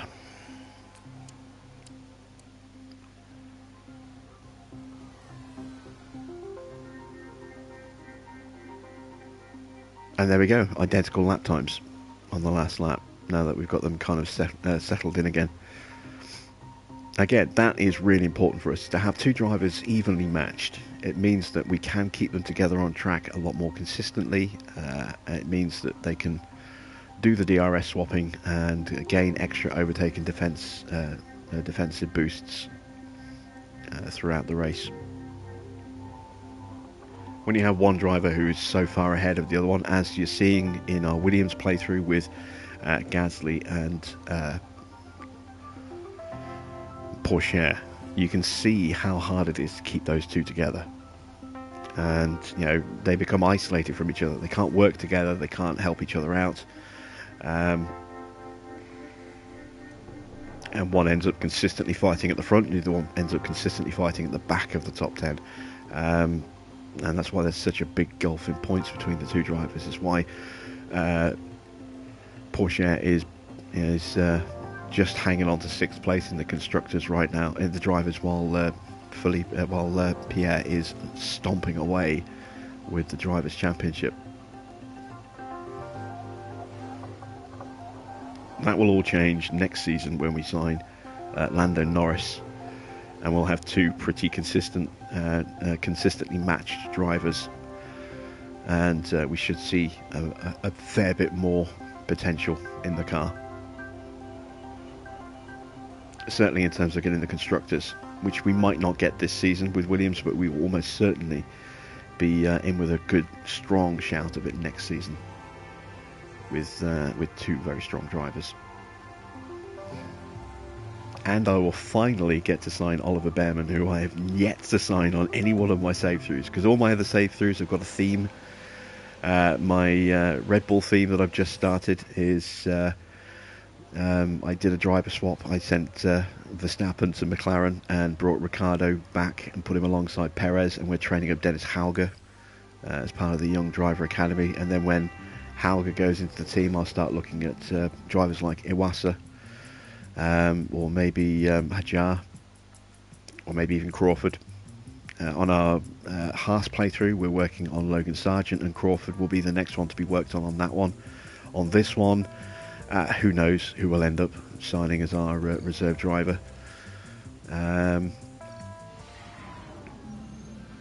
Welcome back to what is my Mercedes file. I've been working on Mick and Vettel and Beckman, going for the German thing. I'm working on Jack Doohan and Oscar Piastri on my AlphaTauri file.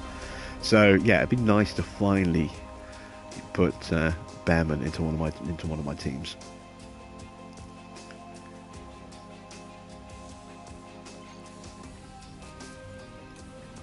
Okay, there we go.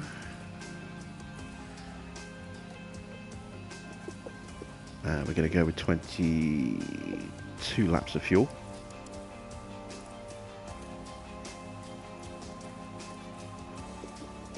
That'll be all we'll need. Make sure we get the pace sets done straight away this time. There we go. FP3, here we go. Radio check. Radio check. Green light, green light.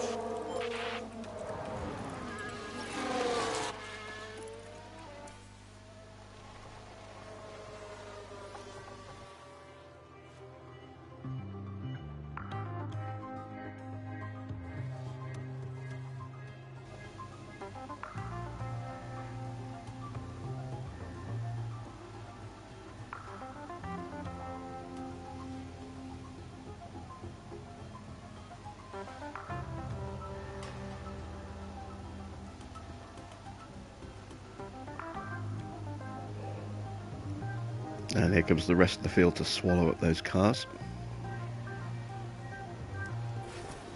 Oh, we've had a crash. Oh, please tell me it's not both of our guys. Nope. Just saw Drogovic go through. So Vesti got hammered hard there. Let's have a look. What is the damage? Sounds like there's been contact. Let's take a closer look. Now have a watch of this. Looks like Ocon.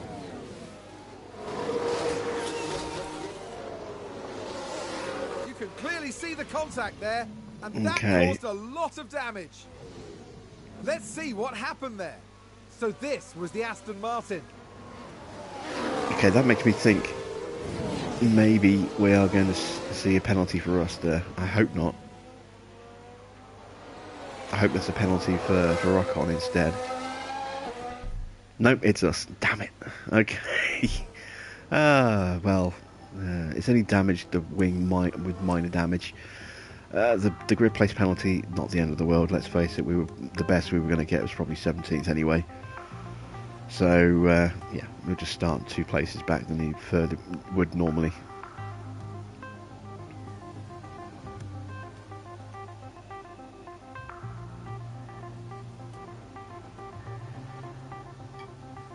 At least he didn't damage a suspension or a chassis or the underfloor. You know, only damaged the front wing, and we've got 6 of those, or 5 now. But that's the first mistake we've seen from our drivers.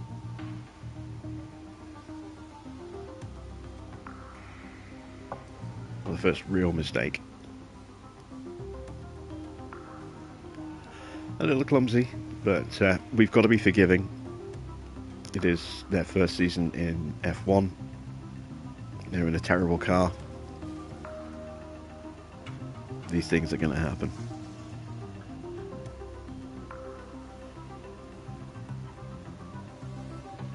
But if these things are still happening consistently in seasons 3 and 4, I'm going to be furious, because by the rules that we've set down, we cannot change these drivers until their contracts expire, and we've got them for 5 seasons. So if they're still making mistakes like that in seasons 3, 4 and 5, we're going to be in trouble.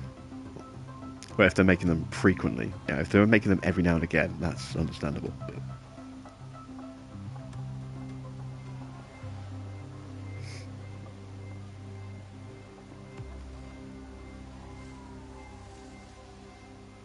right, there we go. Both cars into the pits. Our runs are done. 100% across the board for both drivers. They're both going to get the full 15-point bonus.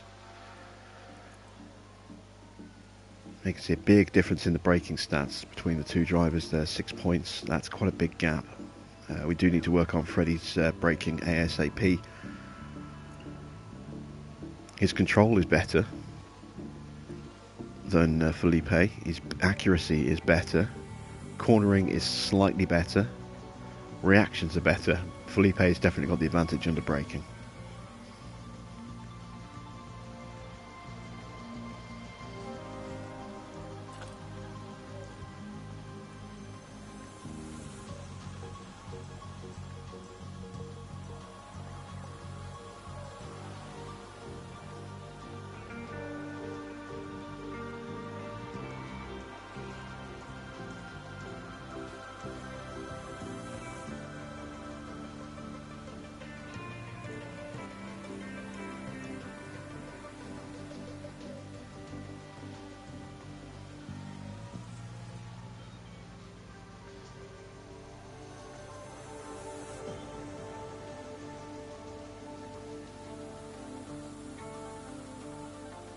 Okay, session over.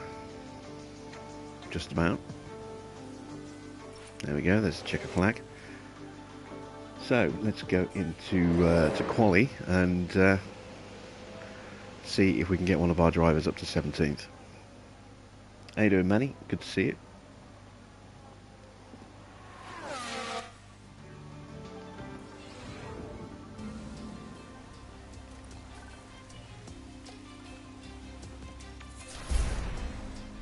And there is that 3-place penalty for Vesti for the tangle with Archon there. So we've lost a front wing. We're down to just 5 front wings now, but that's okay. Let's check we haven't done any significant damage to the engine parts. Nope, they're the same on both cars. So the engine wear's quite high, 86%. We did do a fair bit of pushing in that first race, which is why the wear is a little bit higher than I would like. Gearboxes are a bit worn already as well. Wear is definitely going to be a factor for us this season. I think we are definitely going to be on penalties at some point.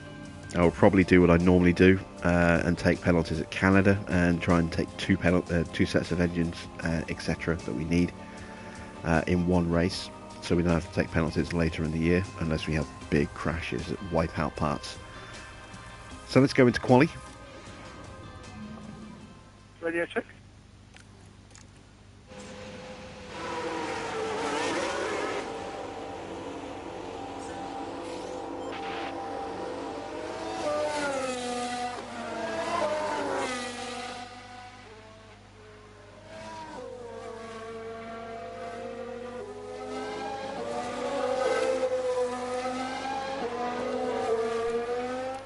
So let's whiz through the first run and then we'll watch the second run. We are going to hit traffic with Schumacher. It might hold us up a little bit.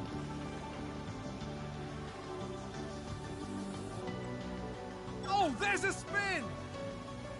We absolutely held up Magnussen, I think. Actually, no, maybe not. Right, let's put on a new set of tyres for a run at the end of the session. We're going to be starting at the back amongst the Williams again.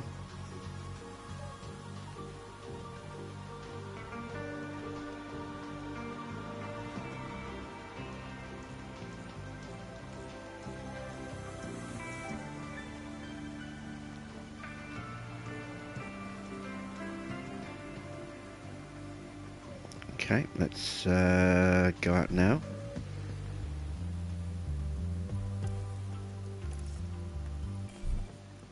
Let's send out Felipe first this time.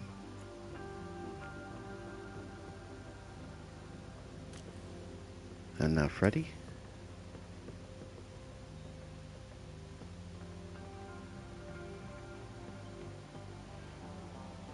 Oh, Freddie's being held. A lot of cars going through ahead of Freddie. As long as we can get out ahead of the Williams. Yes, we can. Excellent.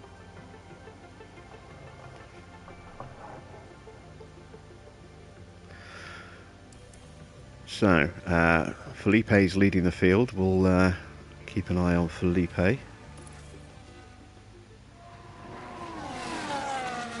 And then we'll cut back to Freddie once Felipe crosses the line. So, where are we going to qualify? 17th and 18th? 18th and 19th?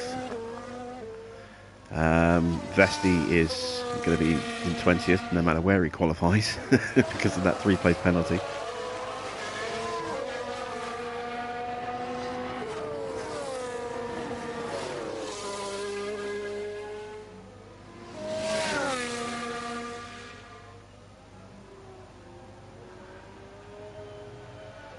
Okay, good start for Felipe there. He's up in the first sector. Freddie starting his lap of that now.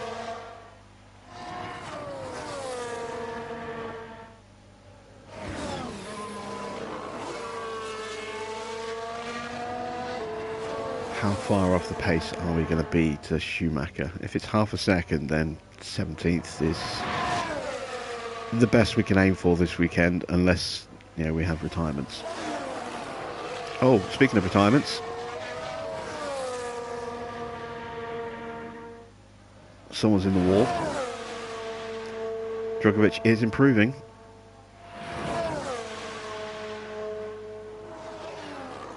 It's an Alpine. We've had a crash. We can take a look Alonso's now. out. Okay, so there we have the Alpine. Oh, that's so lucky that that wasn't a They red won't have flag. been expecting that. If he'd parked up a little bit more into the middle of the track, that would have been a red flag. That's going to be a big blow to the team. But it is going to hamper everyone's lap as they go through that yellow flag. Drugovic moves up to 17th. There's Vesti. He will have been slowed down as a result of that parked up Alpine there. And so will everyone behind until it disappears off the track. And probably everyone in front who was behind. You can see Vesti down in the middle sector as a result of that yellow flag. We could see no improvement from anyone here.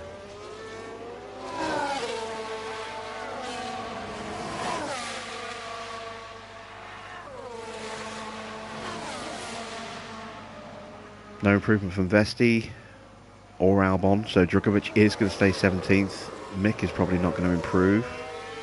No, he's not. Maybe just slightly on his tyre, but not his position. Slight improvement for Norris, I think.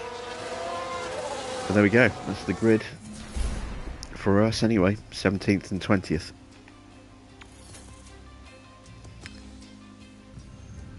It's race day with the teams and drivers ready and raring to go.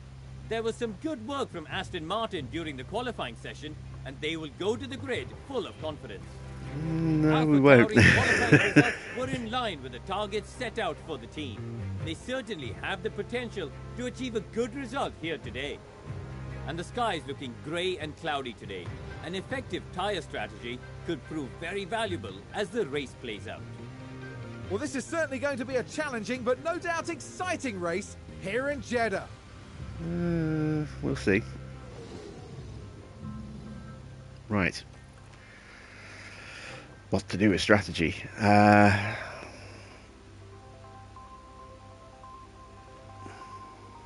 going to go hard to medium. With the potential, if we can stretch the tyres, to go hard to soft. We'll see how things shake out during the race in terms of safety cars and all that jazz. There we go. That's our strategies done. We are going to drop fuel out of the car because we are definitely going to get lapped here.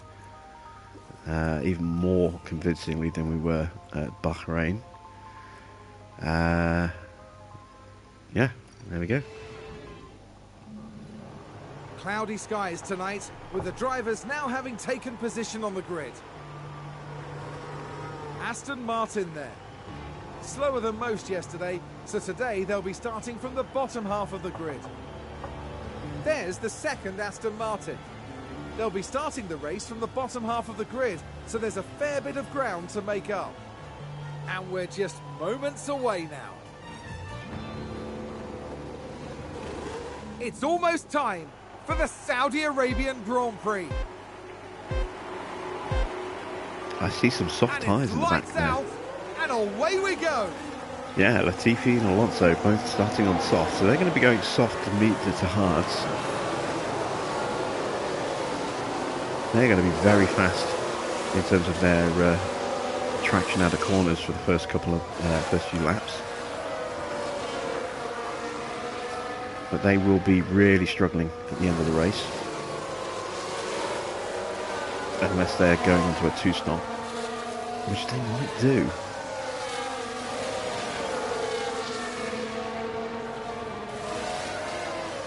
Latifi on softs is going to be a problem for us, trying to get past him. We are going to try and hang on to the back of Schumacher for as long as we can with Drugovic without ruining his race strategy. But getting Vesti up here is going to be tricky. Getting past Latifi on those softs, and then Albon, you know, is just a faster driver than Latifi. that could be problematic. Felipe is already 9/10 of a second off the back of Mick. This is going to be rough.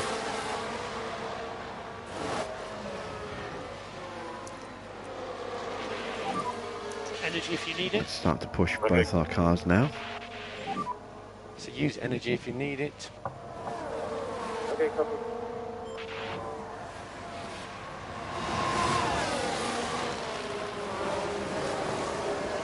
We probably should have started on mediums if we wanted to stand a chance of staying with these guys rather than starting on the hards. I might have made a mistake in strategy on that one. We'll see though, we'll see how it shakes out. My hope is that early pit stoppers will come into play in helping us gain a bit more of a boost partway through this stint. As we are past Latifi, tucking behind Albon.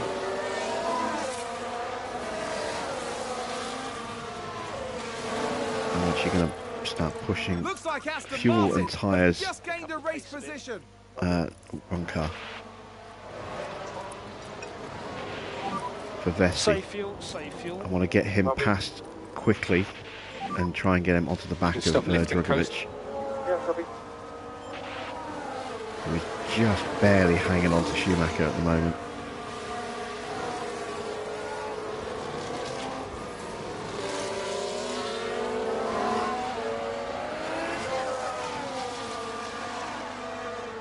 Got to get this done before the DRS really kicks in, otherwise Vesti's boned.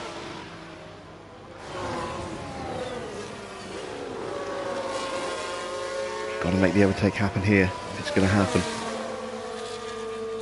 Because that gives us time to try and close back up onto Felipe.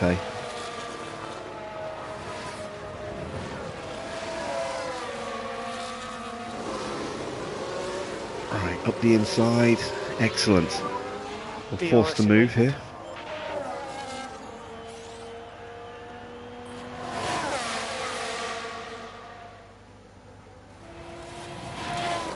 Alright, we need to close up on the braking. Aston Martin with a great play there. They've moved up a place.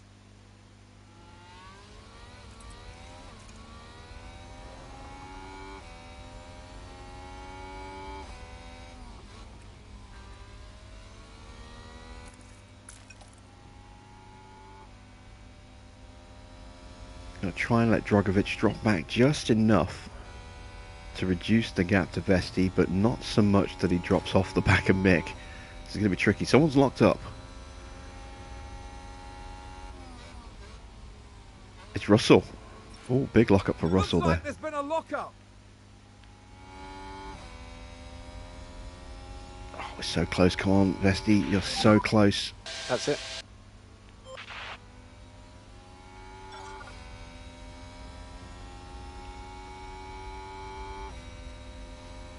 Drogovic gets the DRS. Vesti's so close.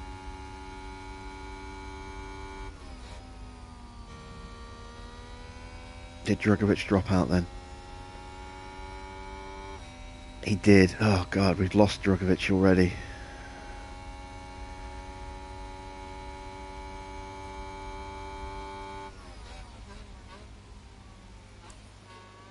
So we have the low battery. Copy.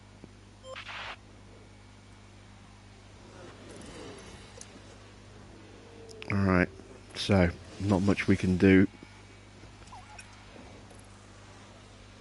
Just get these two together. I always knew that we were going to really struggle here, but I didn't think we'd fall away this quickly. You see, all we can do is just to hang on to the back of each other here. Already we're 2.5 seconds off the back of Schumacher. So, yeah, we're looking at, because Russell's going to get past us nice and quickly. Without retirements, we're looking at 16th and 17th here. I can kind of live with that. As long as we can stay ahead of both Williams cars, I'll be happy with 16th and 17th, as Albon immediately goes steaming past us as I say that. And there's an overtake from Williams.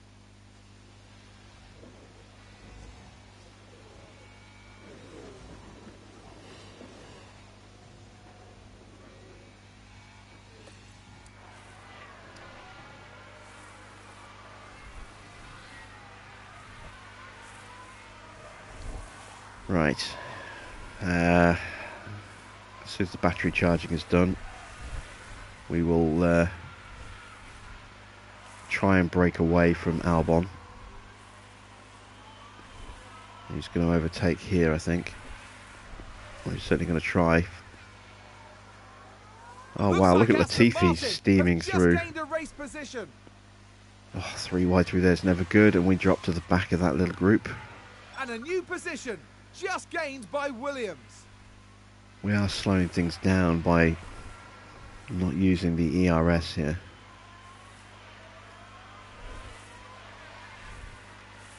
But that's about to change, at least for Felipe anyway. And there's Russell on the back of us. This is why I've been trying to get the batteries charged back up, so that we can try and stay with Russell as he fights his way through. See if we can use him to pull us up, because we've got nothing else that we can do. With a group of cars like this, it does give us a better chance of staying Aston with him. Martin with a great play there. They've moved up. Oh no, no, no, no, no. Big lockup for Felipe. That's a safety car. Right. How bad is the damage? Major chassis damage. That might be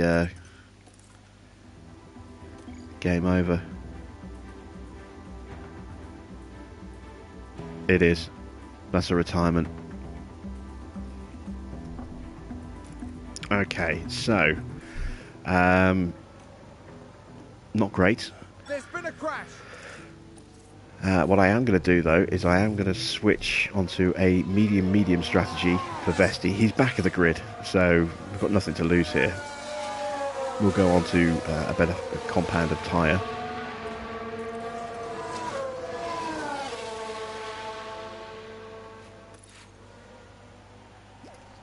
We'll start saving some fuel. All okay on fuel, so you can do what you want for speed.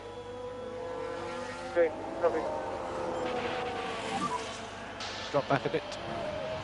Alright, so Okay. let's whiz through this safety car period. So I'm entering the pit now. Copy. Just Oh, Here's the Bottas replay. locks up under the safety Let's watch car. this. The Alfa Romeo involved in this one. And there's the lockup. Luckily he's going He'd slow enough almost to gone not away from do the what retire. Felipe just did.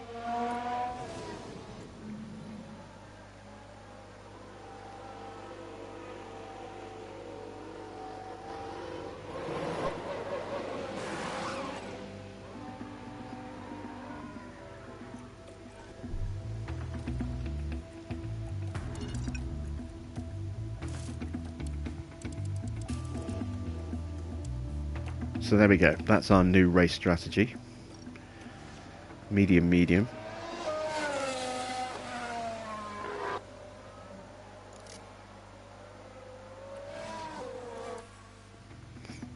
We should be able to catch the safety car before it comes in. There we go. It was a bit of a risk, but I was hoping that the car would safety car will be stay in out an this extra lap. lap. Safety car will be in this lap. Yeah, copy. And now we are back on the gearbox of the rest of the field with brand new medium tyres. And arguably we're in a much better position than some of the cars in front of us now. We've also saved a kilo of fuel under the safety car as well. We're still probably going to get lapped, but that does make things a little easier for us.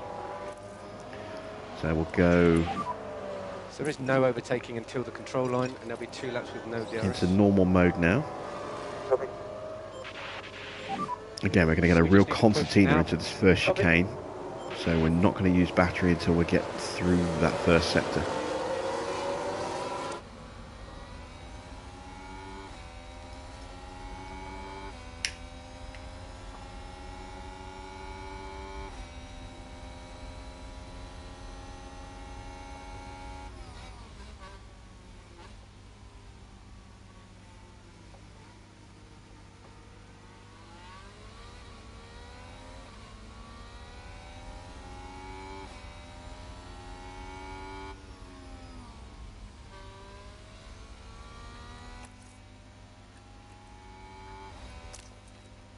Okay, now we're going to try and start deploying. So use energy. We've got another copy. 2 laps to go before the DRS comes back online, so we need to see if we can, if not gain a position, at least stay right on the back of these guys for when the DRS does come online.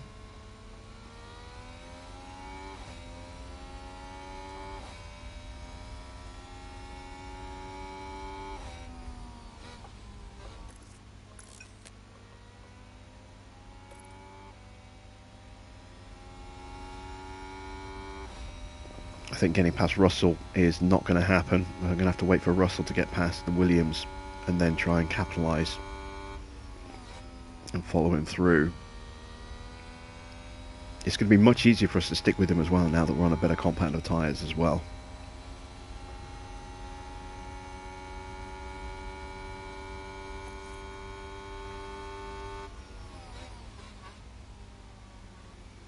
You can already see Latifi dropping back quite substantially. Those soft tyres are going to be getting spongy. He's going to be pitting soon, as is Alonso.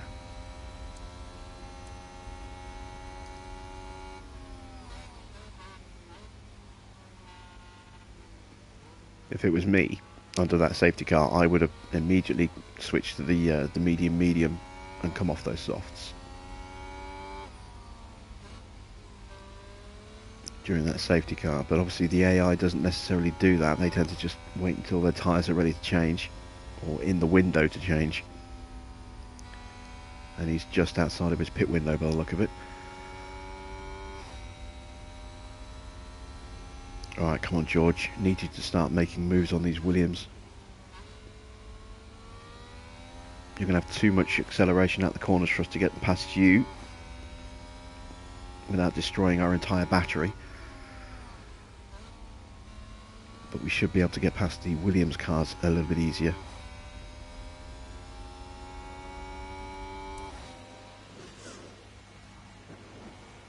Going to need to pick our moments here. Good news is we can just completely focus purely on Freddie now. Now that Felipe is out of the race. So DRS is enabled now. And there we go. There goes Latifi into the pits. Something's happened to one of the Haas cars. They've gone very slow there. Alonso is also in the pits, so we've gained 2 places by way of them not stopping under safety car there.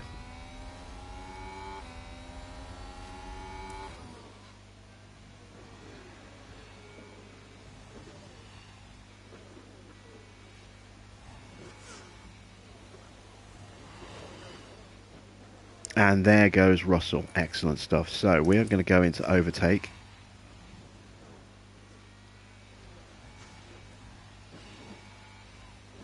We're going to add some extra fuel burn.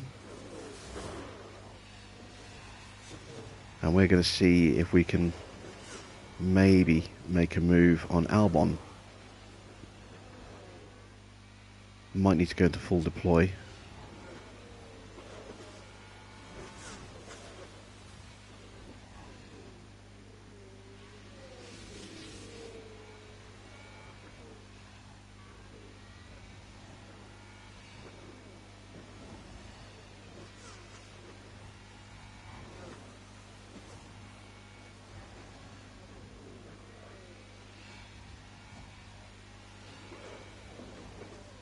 There we go, that's the move on Albon. We've got the DRS off him as well.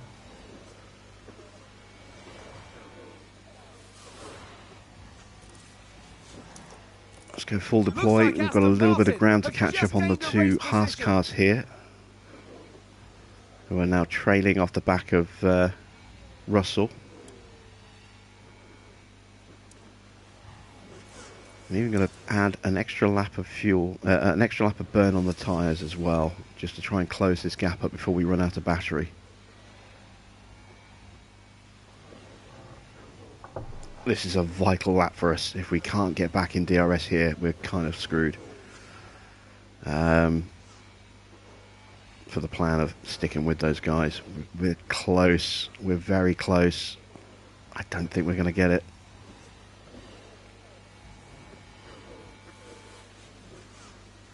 We're out of battery. Need That's to not charge good. yours.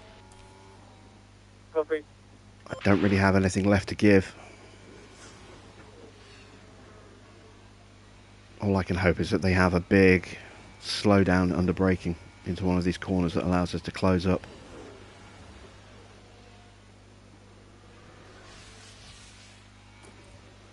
No, it's 2 seconds. They're gone. Okay, have we at least pulled away from Albon? We have. Okay, so let's calm the car down, and we'll just have to ride this out now and see what happens.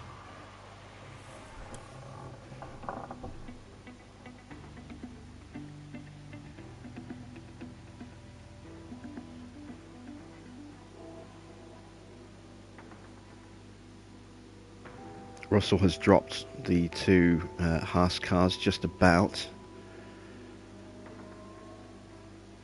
They're kind of just about keeping in touch by DRS training each other. And that's meaning it's impossible for us to close them up. Even if we are on faster compound of tyres, with them swapping places all the time, it's killing us. We are pulling away from Albon, which I would expect us to do, given we are on better tyres. I would like to try and get a little bit more battery in the car. Or at least have enough in reserve that we don't hit zero every time we come out the final corner. Let's just not use any of this for the rest of this lap. There we go.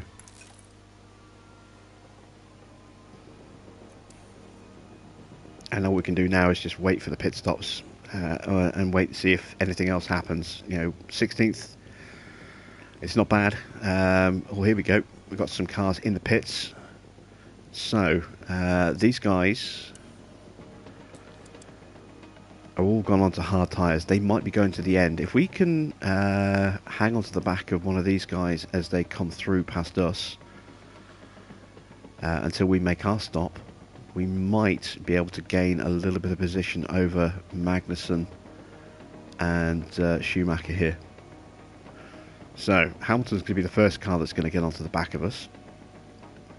It's going to happen very quickly. Oh, we've got another crash.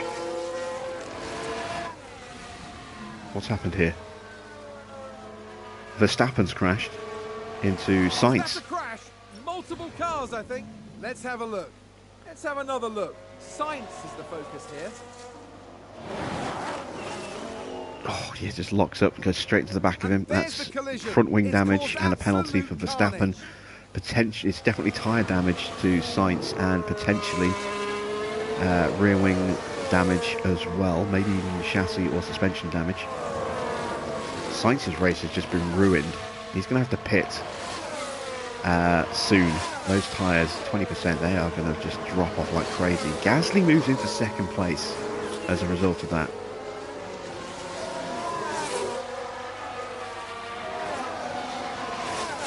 And with Verstappen in the pits, we are going to get out just behind him. He's going to get out just in front of us, I think. There he is. There's Verstappen. He's gone on to mediums, and he's probably going to have to stop again. I don't think those mediums are going to do 30 laps.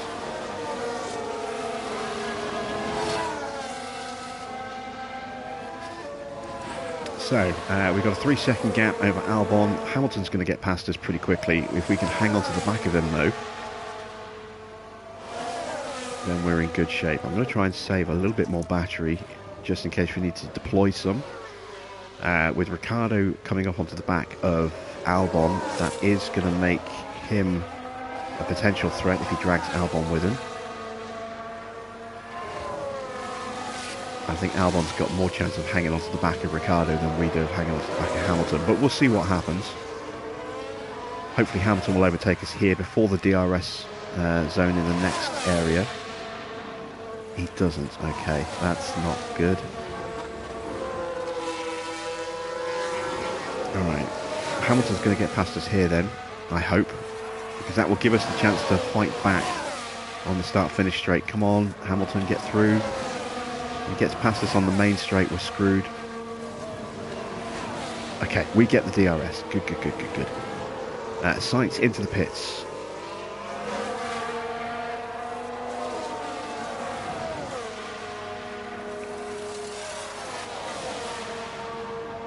He's moved up a place.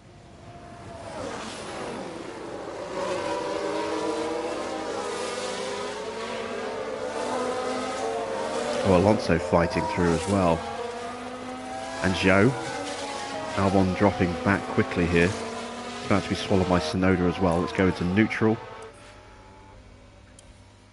Got to stay with Hamilton here.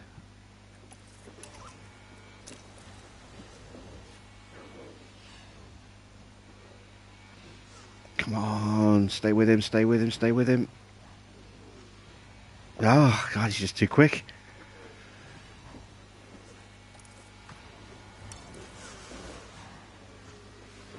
Maybe we get really lucky through here.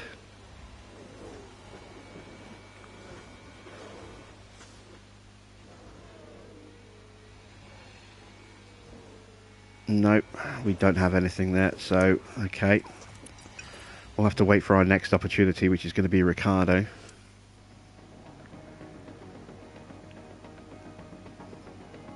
Albon's been dropped by that group already, so he is not able to hang on to the back of them.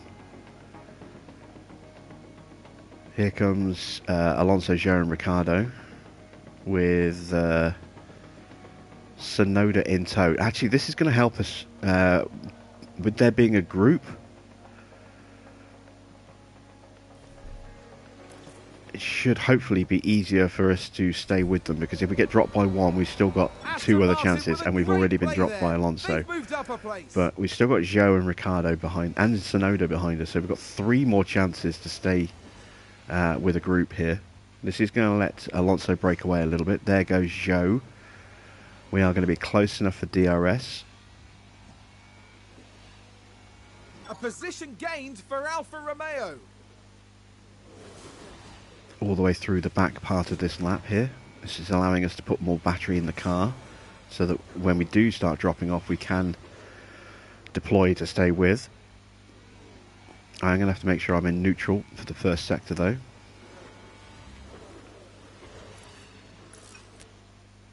This is where we absolutely have to use our battery.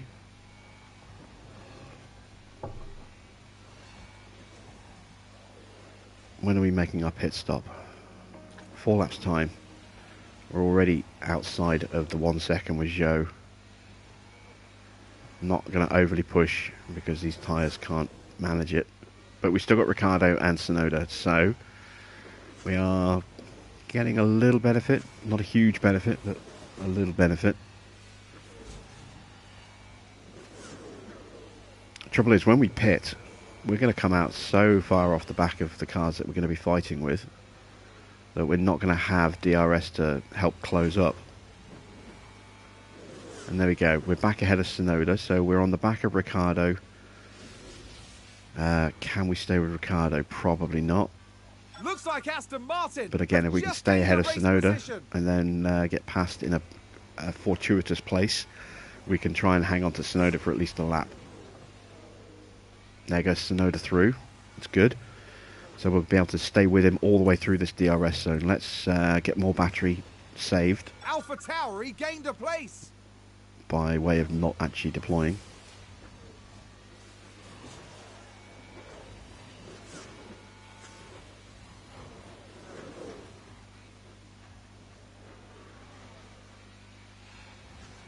There we go. Can we get back past? No, we're blocked, which means we're not going to be able to stay with Tsunoda. We've got loads of energy.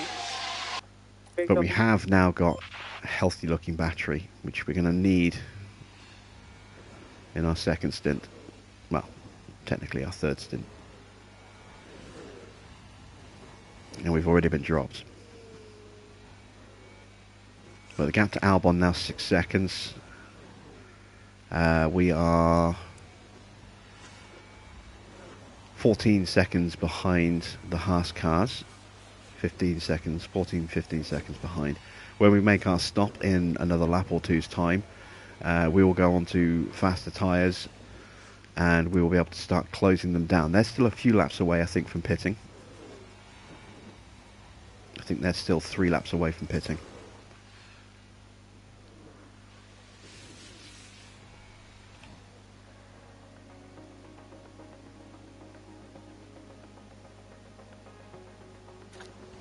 Yeah, I can't really bring him in any earlier than the next lap.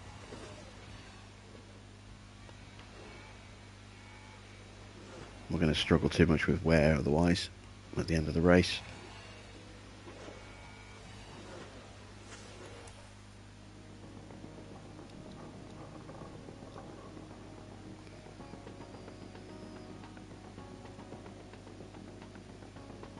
Okay, so time to do the pits.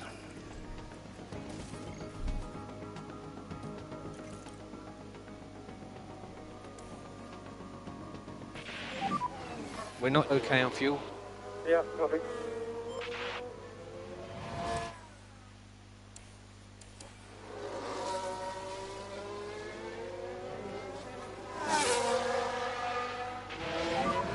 Into the pit. Copy. Just make sure you get your pit limiter as you come in the pit lane. So I think we're going to be coming out somewhere around Latifi, maybe a little bit behind Latifi.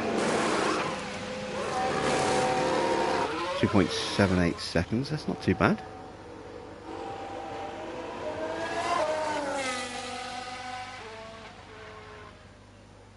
Oh, we're going to get out ahead of Latifi, comfortably ahead of Latifi. So, all we can do now is just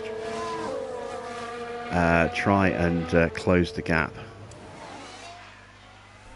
with this fresh compound, and then hang on for dear life if we are able to make up any ground.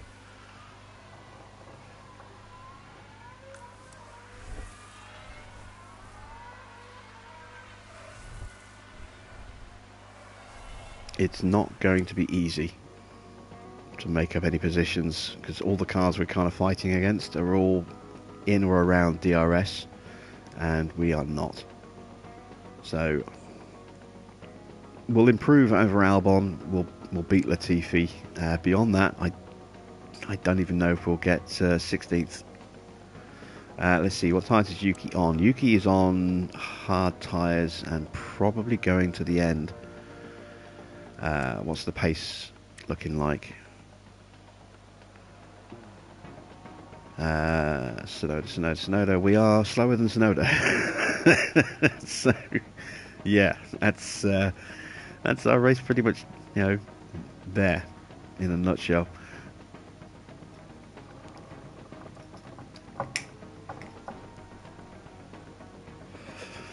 I was always very, very aware of the fact that these first few races were going to be tough as Albon pits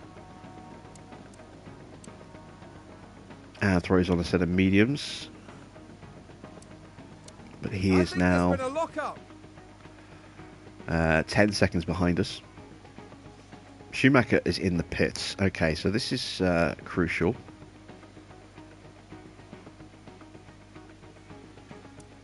He's gone on to mediums and he is 15 seconds ahead of us. Yeah, we're screwed, in terms of chance to gain another place. The only way it's going to happen now...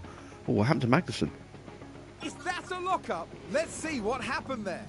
All eyes on Kevin Magnussen here. And this, yes, there, that's the lockup.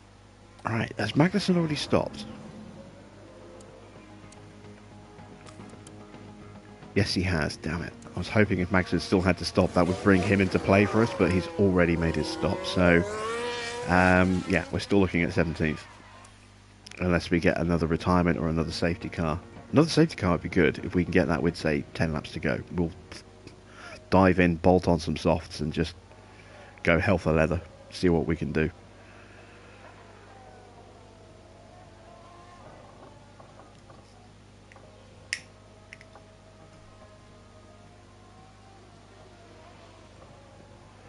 Alonso is two-stopping. I had a feeling he would be. There's Latifi making his second stop.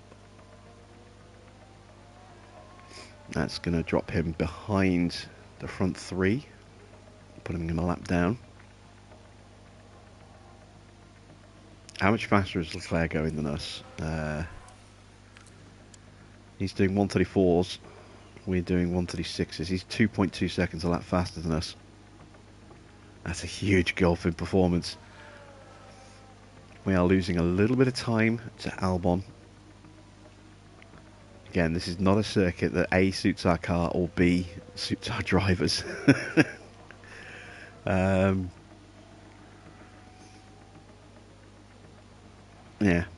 it's going to be a very lonely race for Vesti. If Felipe had been there, we wouldn't have been able to switch onto the strategy. We could have kept them together. They could have at least DRS'd each other and got some overtakes on each other and defences on each other. The XP gain for Felipe is going to be almost non-existent in this race, and Vesti's isn't going to be much better. He'll get more points because he's going to be finishing a lot more of the race. But yeah, it's still not going to be a particularly big points haul. But he will get a development point at the end of this, I believe, because he didn't get one after Bahrain.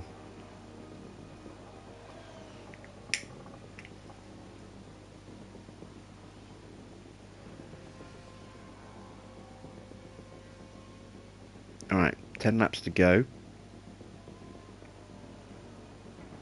11 for us.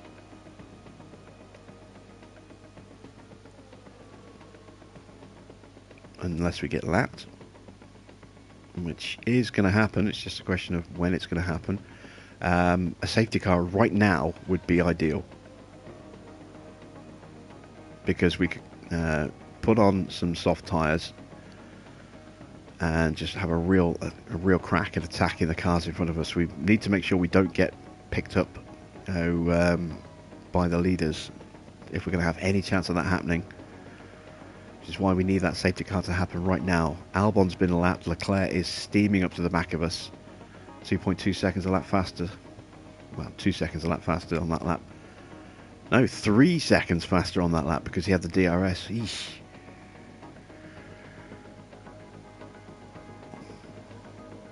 Well, we're now too far behind, I think, to close up under a safety car anyway before it comes back in again. So, yeah, I think this is it.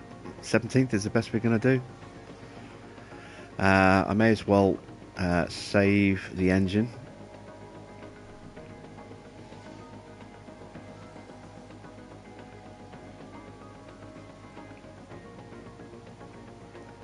Just got to make sure we don't lose the position to Albon.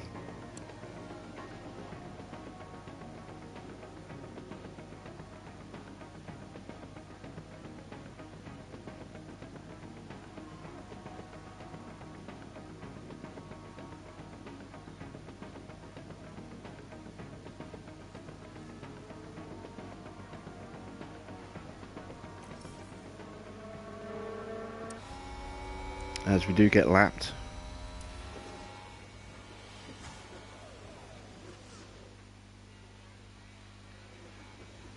And we didn't even get the DRS out of it. Albon now just 5.5 seconds behind. Do need to be wary of that. He is closing by 2 seconds a lap. Wow, we are losing so much time by looking after our car. Let's not look after it quite as much. Well, Albon's losing a bit more time there as he's getting lapped by Perez and now by Sainz. That helps us, but we're going to get hit by those as well, so it'll come back to him.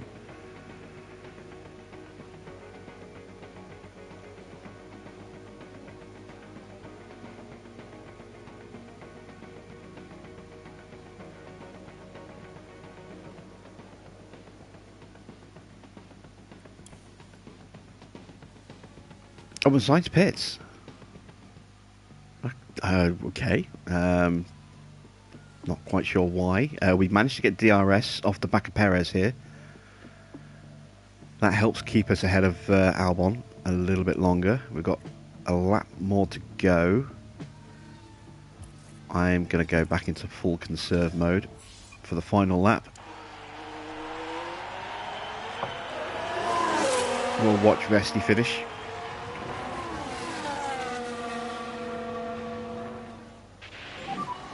So this is last lap. Last lap, you can push the tyres.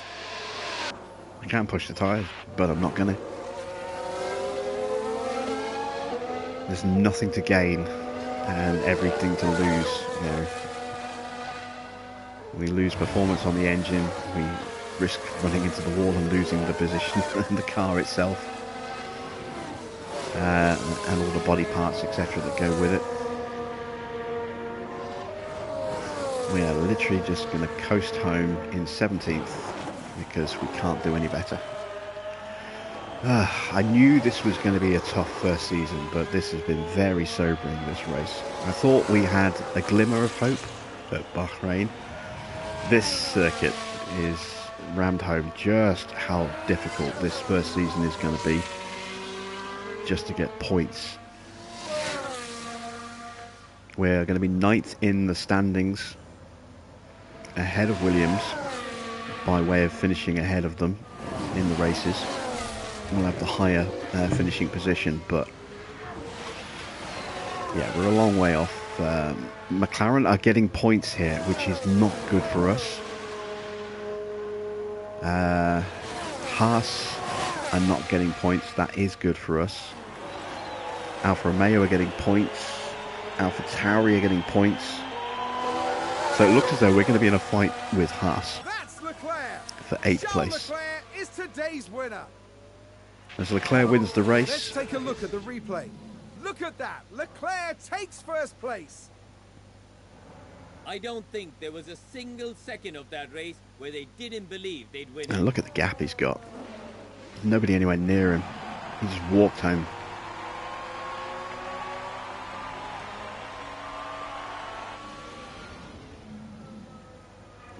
And we trundle across the line. 17th out of 19. Felipe crashing out very early on.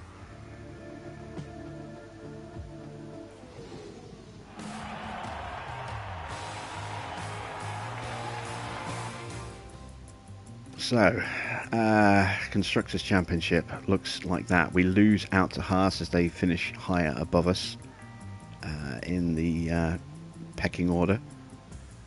We are fighting them. Alpha Tauri have only 2 points. McLaren on 5 points now. Yeah, this is going to be really hard for us to move up in the Constructors. 8th is going to be a challenge.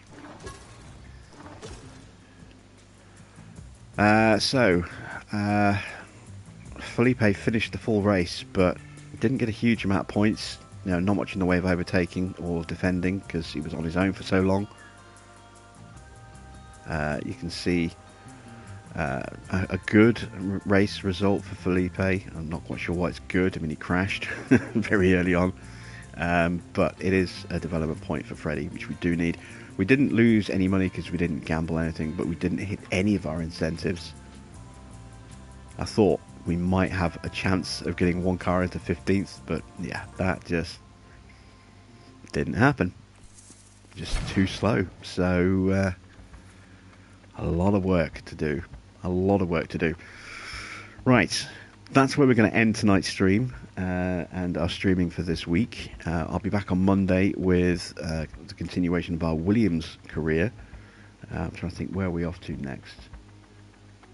I think we're off to Kota, if memory serves me right, on that file.